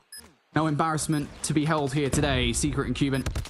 2 versus 5 to try and save this one. Cuban 1 versus 5. It would be a phenomenal play. He's afforded a couple of kills, but no more than that as Exclusive close up shop in that round. Yep, I mean, the B executes are working. I think it's obvious at this point for Exclusive. Like, all of their offensive round wins, I'm pretty sure, and clock me on this, we're all on the B execute. Yep. 2 for the aggression. So now they're thinking, surely SQ make the adjustments this time around. And to be fair, they did, but they still have 3 members over towards A. It just may not be the 3 that Exclusive are expecting. Exact same setup, though. Exclusive block it. Cuban down for the count. You've got to trade the player underneath. Secret's able to somehow steal away a second kill. Mobing Lee's here for the backup now as well. Neil trades things out, so 3 versus 2 in favor of SSS now. Exclusive have got control of the site. Nice kill coming out from Veer as well. Mobing Lee down to the count, and now SSS left in a pincer movement here. Players on both sides. And you got to peek out. Chuso does exactly that. Neil trying to escape here. Does not know where the other player is. Looking for a flank here to make this 1 versus 1. Gotta isolate them somehow. Oh, he's thinking the rewrap's gonna work, but they're stacked together. Gets info on the second, but can't get the transfer. I thought with the USS 9, it was gonna be the gunning for the trick. But yeah, Exclusive on that half just couldn't crack the A defense, man. Like, it's every single time. Omeri wasn't even there this time, and they still couldn't even crack it. Cuban died for first blood, so couldn't even crack it. Exclusive gonna have to figure that one out as we're even as the sides have swapped.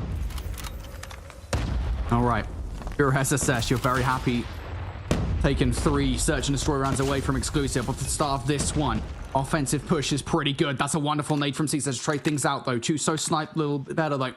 3 versus 3 we go. Exclusive ensuring they still have presence towards the back of this site. They know that's paramount to keeping control of the round.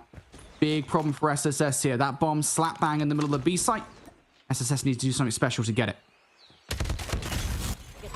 Sure do. Big one for Omari. This is down to a 2v3. So got numbers, but you got to somehow get towards this bomb, and Neil's going for the repass. Like, he wants Omari dead to rights on the slide back over towards bomb. He's not the one he's got to worry about. Wait, nade? No way. Audio cue. No. Nade. Bam! Mobing Lee survives. Now Neil and Veer looking for something special. Neil going to whiff a second shot as well. That should be the position. Real, do you know that the players are at the back of the map? Omeri goes for the pounce, but gets outplayed and outgunned by Neil. Now this becomes dicey. 2 versus 2. SSS still got to defend the bomb for 25 seconds more, and Exclusive are waiting for the peak chows to come through. Veer, fed up awaiting, just going to hit the site now, gets the first kill. Mobingly left alive, and out in the open he is baited. It's perfection in the 2 versus 2 from the sniper duo. 2v2 and a 2v3 down to a 2v2 really quickly. I got the nade information. One's on bomb. Bomb planted. Omeri cross from the middle of the map. And the post plant had been towards the back, especially once you got that exit in the initial plant. A really good dissection of the information coming through from Exclusive. That was really slick. Definitely helps that you got Neil and Veer, 2 snipers that rarely give up any sort of those angles for free. 1 round lead now for Exclusive off the initial defensive win. All right. Good start for Exclusive on the defense. I'll say fundamentally, SSS didn't exactly do anything wrong in that round. They just couldn't get Exclusive out the back of the B site. But they have traded up strats regardless. Now hoping that this 8 hit is everything they could want and more. but you got to win this opening engagement. Again, it's not like Exclusive are doing anything particularly special on the defense, but Veer is warning these guys off. You are not welcome in the A site, folks. Go find somewhere else. Yep. Don't care where you go, but you can't stay here. Except for Caesar, he's playing the one-off angle down low. Exclusive are kind of baiting them into this. I mean, if they get past the scope of Veer, if he misses, there comes the jump. Pico Mary will get that trade. But do they just drop down in towards Arches? Do they drop in towards Caesar's waiting arms? A lot of the clock's been exhausted here, Brody, and I think they're going to pivot over towards B. Got one player to worry about. It's going to be Sao. They're not going to check this. They're not going to check this in a month for Sunday. Sao pick up the first fight. Sao tearing through another as well. O'Mary stops the bleeding, but there is a hole punctured in the heart of Special Suicide Squad now. O'Mary and Mobingly left up. O'Mary not much left to do, and Mobingly now on one of the most dastardly flanks. Is it going to get red? Does not have the trigger discipline to wait for the shot versus Neil. They're going to walk away with the fight regardless. This should be a quick trade, but only 10 seconds on the clock. Mobingly does not have time to wait. Has to just hit this, and that urgency leads him right into the not-so-welcome arms of Caesar, who will close things out. Sao wins that round for Exclusive. Again, Tunisia, it's just so hard to take one of these sites. Hey, that's why you really got to tip it for Exclusive on the offensive rounds that they were able to take, but... man, I tell you, these shots are pretty crispy. Decision making even that much better fundamentally. Again, S-Cube not doing anything wrong. It's just Exclusive doing it that much better. And look at the adaptation this time around. Giving up B, kind of playing in towards the back. They're going to have a two-man pinch this time around, Brody. May not even matter. Yep. This round's done. Mobingly dead to right. Exclusive. Quicken up the pace ever so slightly. They want this search and destroy over. I feel like they've kind of led SSS into a false sense of security in a way. They've lulled them into it. Through the first 6 rounds, SSS, they looked competitive. Everything since then has been all looking up for Exclusive. Just one more defense, and this is donezo. SSS once again throwing a different strategy from the playbook. It's going to be a hit through the middle of the map this time. Utility over the top will attack Veer, but it's not going to do much more than that. SSS having to try and sneak their way through, and they're running right into Neil with a sniper rifle. It's a freebie for Neil. Good trade, though. Now SSS bring this down to a 4 versus 4. And the alarm bell towards Veer rings. Gonna rip the head off a Secret. Now these players are trapped. Timing for Chuzo off the reposition. It's not gonna be great. They're being flanked as well. Pinch about to be set up, and there it comes through Caesar for 2. Chuzo versus the world. To stay alive in the search and destroy. He's just being run at by all of the Exclusive members. 7-3 is where the map will conclude. It was a 3-3 half. And then when we got towards Exclusive's defense, just a swift reminder of what side is favored on Tunisia Search and Destroy, Brody. Exclusive reminded us it is most certainly defense. Yeah, and fair play to SSS for winning 3 rounds off the start. But I think, fundamentally speaking, I've got a feeling that Exclusive weren't exactly pushing them. They were kind of trying a few different things and hoping that they could put rounds away. Because fundamentally, the rounds they were able to win on the offense were those 3 B hits. They realized what they needed to do to win B control and win rounds on the offense. So, Exclusive... just those offensive rounds, fair play. They were kind of just toying with SSS ever so slightly. But on the defense, I mean, SSS just could not crack them no matter what. And it's so difficult to ask that of a roster like them. Exclusive are just so difficult to take down. When Neil and Veer are constantly threatening you with sniper rifle presence towards the back of these sites, there's not really much that you can do. And you see it there in the final stats. Over 10 kills for 4 players on Exclusive. Yeah, I mean, where Exclusive couldn't crack the AE defense out of S-Cubed, which was phenomenal, by the way. Like their alarm bell off of O'Mary top line for Cuban's nades to be able to always guarantee a pick. It was absolutely chef's kiss, of course, but S-Cube just couldn't crack anything on the offensive side. And again, when it comes down to it, it's the snap adaptations from Exclusive. That's why we highly rate them. That's why they are a championship caliber team. That's why they're still in this tournament, Brody, the number 2 European team, just behind Animus, of course, until we can see what that test looks like for those 2 teams. So it's a 2-0 so far. A pretty convincing day for Exclusive. Yeah, it absolutely is. Exclusive. I mean, look, they should have been expected to kind of breeze through this group. Again, I personally expected, and there still could be some chance for resistance from SSS in the remainder of this series. But, I mean, Exclusive are just looking a cut above the rest of the competition at the moment, which, again, should not be a surprise. They are considered one of the best in the European region for a reason. And now they want to get things done and dusted here with one more map victory. It will be a control on Crossfire. We saw SSS play this earlier today versus Hexad. And you get a reminder that this is a defensively sided map, as most control maps are, just in general, like especially in COD Mobile, the way the static spawns work, but just generally speaking, they are defensively sided. The reason that SSS beat Hexad earlier today was that offense in round number 1. Can they do that against Exclusive? I don't know. No? Is it going to be a no from me, dog? I feel like if I'm a wind-up toy and you ask for me to have a turn of 5 phrases, one of them is, I love to be proven wrong.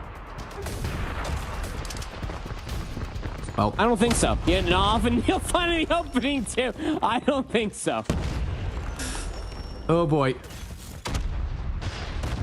A lot of questions, a lot of answers potentially come off the rip here. Exclusive getting aggressive. Nice flank from Omeri though to trade things out. Exclusive have numbers in kind though. And they haven't had any real reason to be repelled from this slow A capture just yet. Veer waits momentarily for a little bit of help coming off the spawn, and Grizz is that help. A capture will now continue as that second dick now going to be through on it. SSS need to act fast if they do not want to lose A off the board. Couple more players on the point, and this point will be done so. Despite the fact that SSS have presence inside the building, they don't actually do anything about that capture. Yeah, I know you and Ton had this map mode combination earlier, to your point, when S-Cube were last on our screens. But here on Crossfire, like, if you lose the initial break, like, A is pretty much just falling by the wayside. You spawn in a position to run back through B, get the clearance, and then you get inside top apartments, work for the exits, and you get this. S-Cube now in a life lead. Got really good positional advantage for Cuban. He's going to watch some of these players spawn, but he's using his players and his teammates inside of apartments. Exclusive starting to work their way forward. They got numbers. They can work a little bit of a stack now. Yeah. Exclusive now starting to push forward here. Looking to get this one done. First tick already about to be through over by B. Attempt to flank from Cuban goes awry, and now all the pressure from SSS to try and retake this point is coming through the front. Just stack it. Cool game right about now. 3 more kills coming through. Last remaining couple of players here. Chuso and Mobley up. Can they do anything? Mobley will find Grizz. Chuso also finding a value against Neil now, so they're knocking at the door here. A potential retake, sliding back and forth. Mobley trying to outwit the opposition. SSS able to get it done, but they've lost yet another tick here, and Exclusive is still not that far away. Oh, not that far at all. Got a couple operators if you really need it, but KRM in the side here for Omeri. Might have to go for the challenge. 4 lives remaining. Secret finds 2. And you really love the segments here if you are Exclusive, but you gotta be real methodical with how you do work this. Got enough time to be able to get the kills. The question is, are you in a position to do it cleanly enough? So far, not so good so far. Yeah, I don't think you want to use your operators in this situation. I don't doubt for a second that Exclusive probably could bring one out and get this done, but that decision probably needed to be made already. 2 versus 6. Looks like they're going to try and hope that they can pull this round back from the brink just by sheer force. Hunting down these players. Veer's already just hunted down Cuban, so now SSS down to just the final set of lives. SSS know where these players are located, so it's a waiting game. 30 seconds on the clock here. If Exclusive want to win this, they got to go now.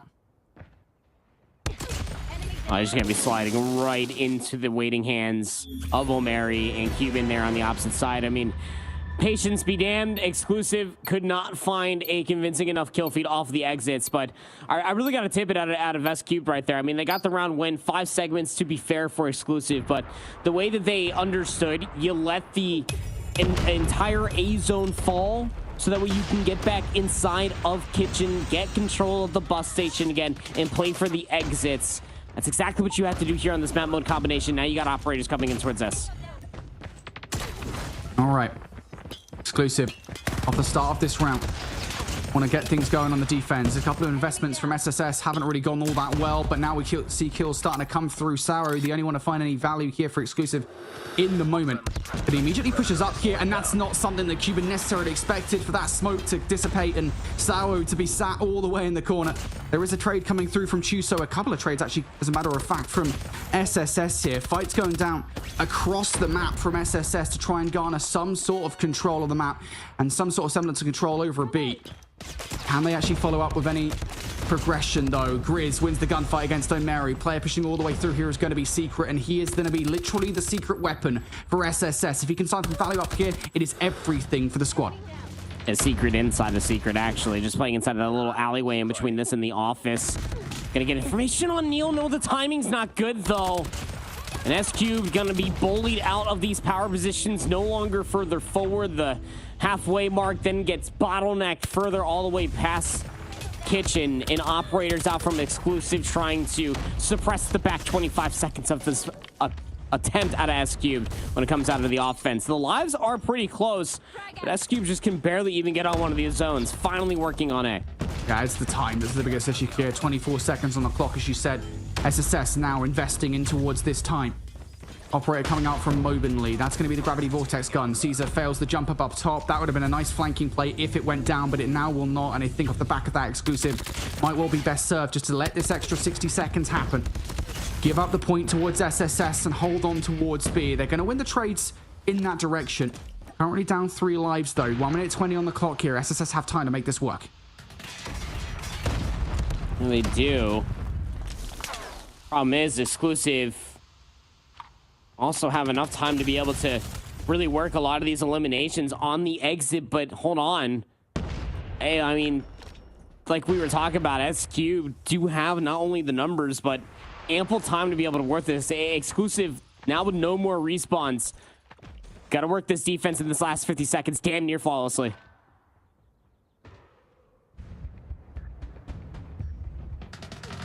Just have to be careful. Don't lose players. Now you've lost one down to Chuso and another down to Ameri. Yeah, there's trades in, but they happen beforehand.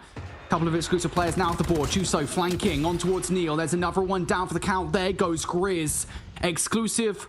The hopes and dreams of this round all rest on Via. He's going to fly through for a 1 kill, hoping the element of surprise will win him the round, and it does not.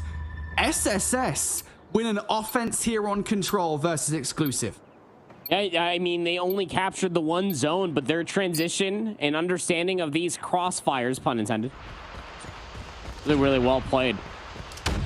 I mean, this could also just be the play from exclusive, who I'm sure we're watching that first series. Like, play this team that did look fundamentally sound, albeit versus another team that I'm sure that you would run through on a map that's relatively new again in towards the map pool. So there could be some of that. It could be grasping at straws, but SQ just looked fantastic on this map mode combination, being able to turn that offense. No easy feat. This opening break off the trades, ever so patient. Now they rip their own operators backed by a Predator missile as well to make sure the lives do not get too far away from them. Right, 2 ticks through for exclusive here for the moment. Hoping that trades will get them control of one of these 2 points. Cuban on the other side now. Sparrow coming out. Will find value on towards one. Now another one for Cuban. Trade still keeping exclusive here in the conversation. A is gone. Extra 60 seconds now on the board here for exclusive to get something done. You've dealt with a player that was pushed furthest up from SSS as well. So there's still a solid chance here for exclusive to make this capture happen, keep this game alive. Oh yeah, certainly. I mean, they could extend this towards a slums hardpoint. Could potentially extend this towards a coastal search and destroy, and who the hell knows? You might be able to win this series. I don't know. I'm here for that. That storyline would be nuts. 18v18. Just got to work towards this one zone. And exclusive have, I feel like, are playing a lot more respectable. And look at how they're playing with their numbers, just always trying to back up, but wow. Special Suicide Squad, so good at isolating. Veer's still alive, finally traded down, but lives still remain even. Exclusive, I don't think they got enough time to be able to get towards the zone and win via lives. They got to get towards the zone, got to stall out this clock somehow, some way. Exclusive have been knocking at the door, but all these kills haven't really resulted in any map control just yet. A couple of kills from Caesar. again, buys Exclusive a little bit of map control, but not really enough to do anything just yet. Grizz with the Gravity Vortex gun is not really finding that much. Will spot out Chuso for at least something. So nicely done. Now trying to chase down Secret as well. Secret's going to win that fight, and Mary will actually be the one to get it done. So SSS now winning the fights towards the spawn. Cuban trying to do some damage to the life tally here as well. And all this bear in mind, while there's only 30 seconds on the board for Exclusive to go huge. Ulfir feeling the pressure, pulls out the War Machine, goes for a crouch shot, actually damages himself to the point where he's got to give up the angle. The equalizer on the opposite side out of Caesar, just to try to find a few more kills. Comes up flat, 2-life lead out of S-Cubed. They can still win here. Yep, they still can. Sour down for the count. Moblingly going to find that with the Gravity Vortex gun. Death Machine from Neil doesn't do anything. 2 versus 5. It feels like we might be seeing an extension in this series here. Proper Veer can't do anything. And there is life in SSS yet. As they refuse to go down, they win the Crossfire control. Gotta tip it, man. Again, like their transition from the B zone, even when they got squad wiped on the initial break off for Exclusive offense, was just fundamentally sound. I mean, I was ready to run through a brick wall. It was so clean. Like their ability to be able to work back through kitchen, clear the B zone, understand, okay, we got this power position, wait for the other respawns, and then slowly get the apartments back in their favor was just so wisely done. And it from there on out, albeit lives maybe close at about 2 advantage at one point, a couple gunfights just fall quickly as Exclusive were so quickly trying to work through these buildings without either double channeling it, playing for the trades, or nading farther forward to be able to clear some of these corners. It just felt like they lost their lives so quickly just by isolating themselves and playing right in towards the defensive stronghold that was S-Cubed. So yeah, extending the series. I mean, this was all of the strong suits that we got to see out of S-Cubed. They are absolutely straight shooters. Chuzo 21-11, 27-15 out of O'Mary. Played this map 3 very well, but is this the start of a reverse sweep? I'm not too sure, but could be something they could rally behind, Shirley. Yeah, I mean, that is just a phenomenal performance from SSS, and Exclusive, I just think, really did struggle to do anything on the B side. They got A control like a couple of times there, probably, but just when it actually came to transitioning from that B or A side to B side, just nowhere near enough control to actually do anything with it on their offensive efforts. Whereas SSS, I mean, I saw it earlier on today versus Hexad. It turns out it's not a fluke. Like, these guys are really good at playing control, really good at playing as a team, and of course it helps 1-1 players dropping like almost 30 frags in that 3-round game. So as I said, SSS turns out they aren't done yet. They do have some life in them versus Exclusive. Next up though, we go back to Hardpoint, and my worries start to creep in just a little bit more again, because we go back to the start of this series and Exclusive just decimated SSS. Though there was a little bit of resistance on Hardpoint, but there wasn't that much. It certainly never felt like SSS were in any form of control in the game mode. Are we going to see the same thing again here, despite changes saying? Yeah, like, again, we go towards slums, and I don't even remember whose map for this was for a pick per se, but I don't think it matters, because like you were saying, like there was a little bit of resistance in the Hacienda.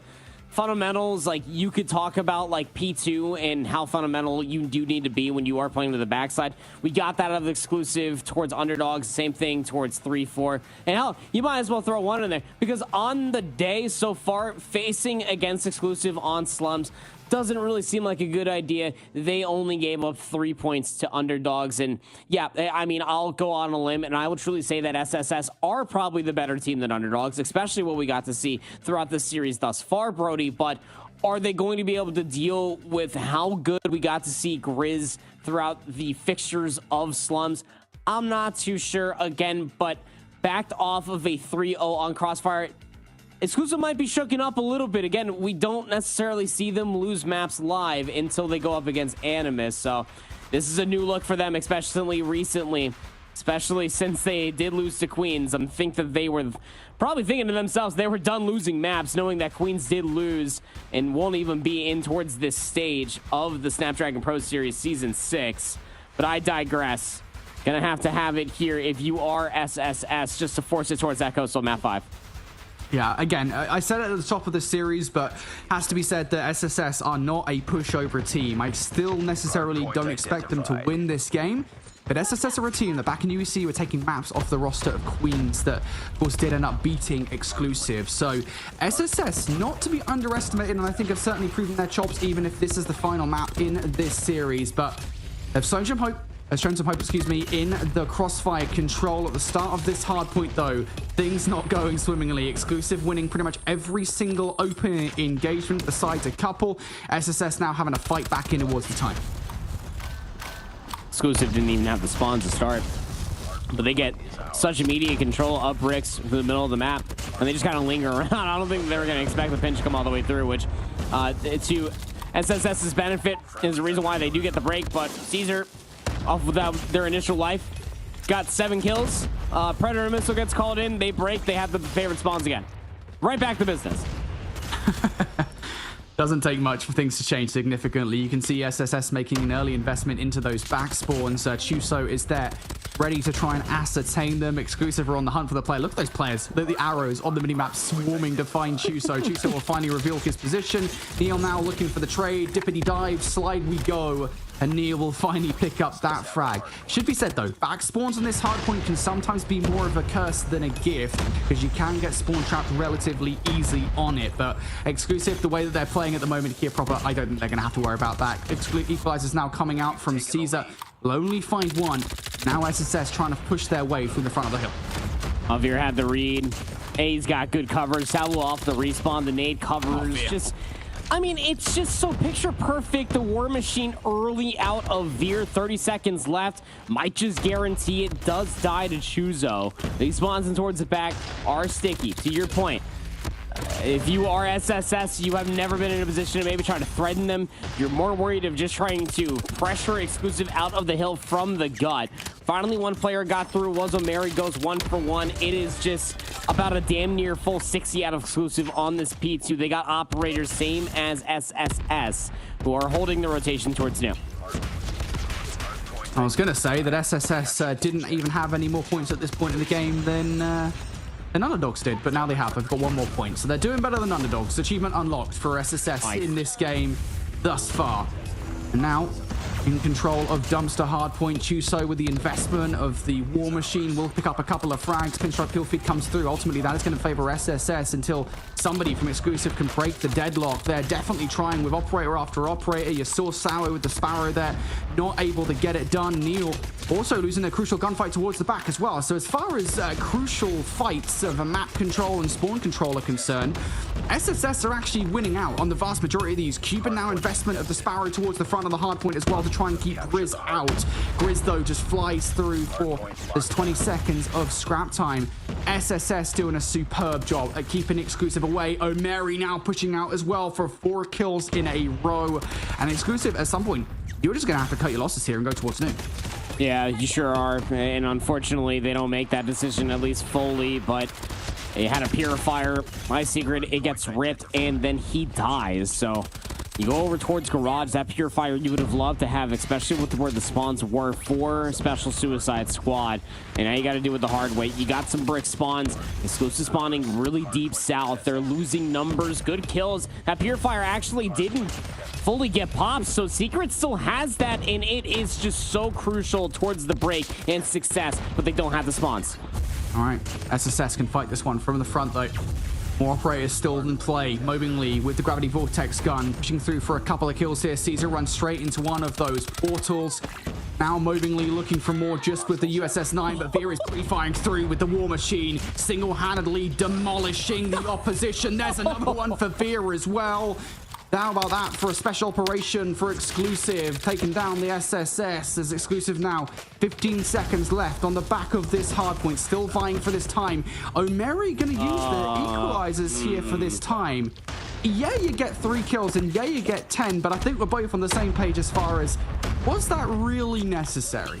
I'll go ahead and say no, man. I mean, if we're going from 4 to 1, definitely not like we are, but like from 3 to 4, that would have been nuts, but from 4-1, you guaranteed like what 11 seconds at times, so you're still trailing by 20, but that's gonna grow as Exclusive in that kill feed hasn't seen a blue on the left side in quite some time, and Caesar now has an equalizer just to get the spawns towards new. And I'll have to see if Exclusive can pick up that they are forcing a split spawn, especially with where Caesar did just spawn. Grizz also has an operator to be pulled out. SSS can simply only find kills to maintain P2 spawns. Exclusive have not even given up a single second of hardpoint time here on P1 until now. 20 seconds for SSS still to garner on this hardpoint. You take that. You're also starting to invest to try and keep Exclusive away from this hill as well. Trade, you do take that ultimately. But again, it's worth saying one player has once more slipped the net. Won't be long before Veer gets a chance to actually activate. No, he's actually going to lose the rotational battle versus Chuso. Now Cuban with the investment against the Sparrow as well. You really would have liked to see more kills, because now those Sparrow kills coming through means that the floodgates have opened for Exclusive to move forward towards this time. And this is what I was talking about with those back spawns. Yes, it's not fully the spawn trap just yet, but SSS will continue to spawn that side. And if you have an operator, they'll be dead to rights. Well, they're just flooding from the front. They're flooding from the front, and these nades from Cuban, they were coming up short, but they actually work out, and they just make everybody from Exclusive so weak, and it sets up Cuban just to be able to hold this cross, play that anchor roll, but Exclusive still find their way through as Cuban finally enacts the flank back down the staircase, gets a solid angle for 3, and now... well, for S-Cube, the spawns will finally matter. They can get in towards the time, or can they? Exclusive not done fighting this time yet. Yeah, Exclusive still want to vie for this time. I mean, and why not, right? There's no real reason not to do so. You're very unlikely to flip the spawns for those back spawns at this point in time. They're quite sticky. So SSS will continue to have to contest for this time if they want it, and they're not really getting anything for it. But again, the last couple of hardpoints have given SSS a way back into this game, but this was the hill last time around where SSS actually had something of note to say. They managed to get 30 to 40 points away from it. Exclusive now getting taken out of the time as well. Umeri comes through, equalizes. Can you find more of it as well? Back spawn still good for Exclusive. Umeri finally silenced, but now that spawn flip is gonna occur. Secret flying in with the Purifier. These are the right kills from SSS. They've broken in, and they could take the lead here. Yeah, they absolutely can take the lead here. They finally break back in towards the back spawns. Finally, the route man of Mobbingly gets paid, rips the operator away, finds a handful of kills, but they finally get towards those back spawns. But Exclusive, very aware of the situation at hand, Brody. Although the Special Suicide Squad were ripping operators in towards the back, Exclusive still fought for the spawns and are not done contesting the time. They still maintain this 20-point lead. It has been ugly so far, but Cuban's gonna rip the Sparrow, should guarantee the time. The biggest problem is gonna be the spawns now for Exclusive. They can hold this time from the front. They gotta try to fight for these spawns as the garage rotation is about to come upon us. I've been loving the operators from SSS over the last few hard points. They've been solid with it, but now no operators to speak of. Exclusive had 2 in the back pocket. At the very least, you're going to take a couple of players down. Cuban, unfortunately, you take yourself out with the Sparrow. Veer now through the front is going to get shut out. Exclusive here looking to try and get some time. Caesar trying to play his life. No, will not win the fight. Cuban following up with more as well. SSS winning all the crucial fights right now to hold on towards this hill, but there's the spawn flip. Exclusive now spawning out towards that fountain side. Neil trying to cut the respawners off from bricks. It's not going to happen. Grizz potentially can do something with the gravity vortex gun here inside this hard point, and doesn't really need to right now because Sao and Caesar are watching the front of the hard point. Chuso though and Cuban now will provide some kind of contention here for SSS. It does not matter. Exclusive win the engagement. They break in. This 15 seconds of time is worth hitting if you're SSS, especially considering you got the spawns for new, but still, that is a lot of time for Exclusive on that kill. The nades from SSS were just so pristine from the front. They dealt with the first wave of members from Exclusive, but never inside of the corners. Exclusive just with a bottleneck hold there on the garage entrance. Put them over 200 points to the 157. Like you said, it was worth to hit the back 15 seconds, but now you got to keep P1 contested, keep P2 spawns, which you haven't been able to do. Both those two things this entire map for thus far, if you are SSS and you got an operator to cut through, if you are Exclusive. War Machine invested out from Chuzo. There's the desperation ensuing, but Exclusive are still on the time. Exclusive looking to try and win out on this hard point. They could still, technically speaking, do it. Via not going to be able to get anything done. Follow up from Grizz also left desiring here for exclusive. Neil, can you get anything done? Yes, you can. Neil, surely not number 3, runs out of bullets. Grizz has to finish off that gunfight versus Secret. Exclusive vying for this time. They still, I believe, get the tick over if they suck up every single second and keep SSS out. No longer the case. The contest will be there, and SSS will guarantee the rotation towards P2. But gunfights being one in the middle of the map here proper. Exclusive going to suck up those last few seconds of time, and Caesar has utilized the equalizers in towards this next hard point. Via also going to bring out the war machine as well. One more wave of gunfights, and it's done so. Exclusive are throwing everything at SSS, but they don't anticipate Secret coming in behind any lines. He's going to take down for one. Exclusive just looking for the last 2 seconds, and there it is. SSS, try as they might, they find themselves overwhelmed and done in this series. There for that last moment, right? I mean, if you're looking at it from SSS's perspective, like, you had the spawns finally towards P2. It was the one hard point more than any there in the map 4 that plagued them in their loss. But nonetheless, the equalizers to Caesar, they pop them, and they just, all the nades maneuver them forward. The war machine had no efforts whatsoever, gets ripped apart. Just a couple of pellets, I believe, get shot, but overwhelming pressure from one all over to the backside of 2. They just needed a handful of seconds to close things out. S-Cube fought valiantly here versus exclusive, really put them on the back burner and tested them, especially not only in that 0-3 loss versus Crossfire, which we definitely need to study, or hard veto if you are exclusive, but in moments here for the Slums hard point. Won't count this team out quite yet. Honestly, I'm pretty happy with that. If I'm SSS, like, yeah, all right. SSS should be happy with how this just happened. Again, exclusive are the number 2 team in Europe. You look at the numbers, you look at how you got dismantled in the search and destroy. That's what makes exclusive at least a championship caliber team. But here in the Slums map 4, and especially in that Crossfire control, this team's definitely got the wit. It just depends if they can end up hanging with the top teams when push comes to shove. I mean, I really enjoyed that. I think that S-Cubed actually really held exclusive's feet to the fire, especially in that control, and put in work. They did not make that easy on exclusive, and we were wondering just how much competition they were going to bring one of the top teams in the region, and I feel like Special Suicide Squad really held their own. They have to be happy with that performance in general, and then they've got to be feeling good now. They will drop down into that lower bracket one step further in the competition, and they've got to be feeling good facing off against either of those 2 teams down there, Brody. Yeah, I'm very confident if I'm SSS. Honestly, I mean, they just look really competitive as a roster, right? And granted, there are still things they're going to have to work on between now and next weekend. But I think ultimately, you look at SSS, you look at where they're at as a team right now.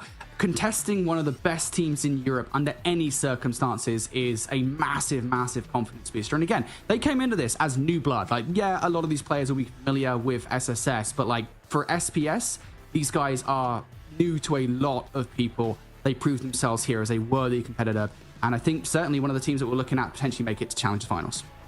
Yeah, that was really exciting. I mean, obviously, congratulations to Exclusive for being the first team that's now qualified through to our Challenge Finals here in EU. But as you guys can see, SSS will drop down into that lower bracket. They'll be waiting to see who wins between Underdogs and Hexad. They'll face off against each other, and then the next squad will move on to the Challenge Finals as well. I mean, this was a really good bracket here so far for Group A. And don't forget, everybody at home, we still have our Group B bracket as well. The other 4 remaining teams that are competing here in our challenge season, and we'll get to see them next time around. But still have Animus. I mean, we've talked about them so much, even just because we got to watch Exclusive. We have Animus in here proper, and there's going to be some really strong matches here as well.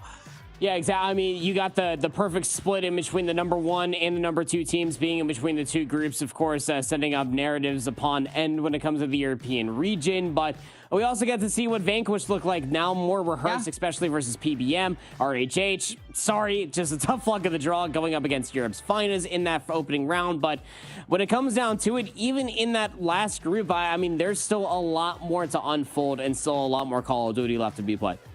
Yeah, absolutely. Of course, for everybody at home, if you missed anything that happened today, or you just want to keep up with what we've got going on for the rest of the season or throughout the rest of the year, follow us on social media or join our Discord at discord.gg/Snapdragon Pro Series. You can hang out with us there and talk all things Call of Duty Mobile. But that's it. Day number 1 in the books now for the challenge season for EU, Brody. So how are you feeling about the region?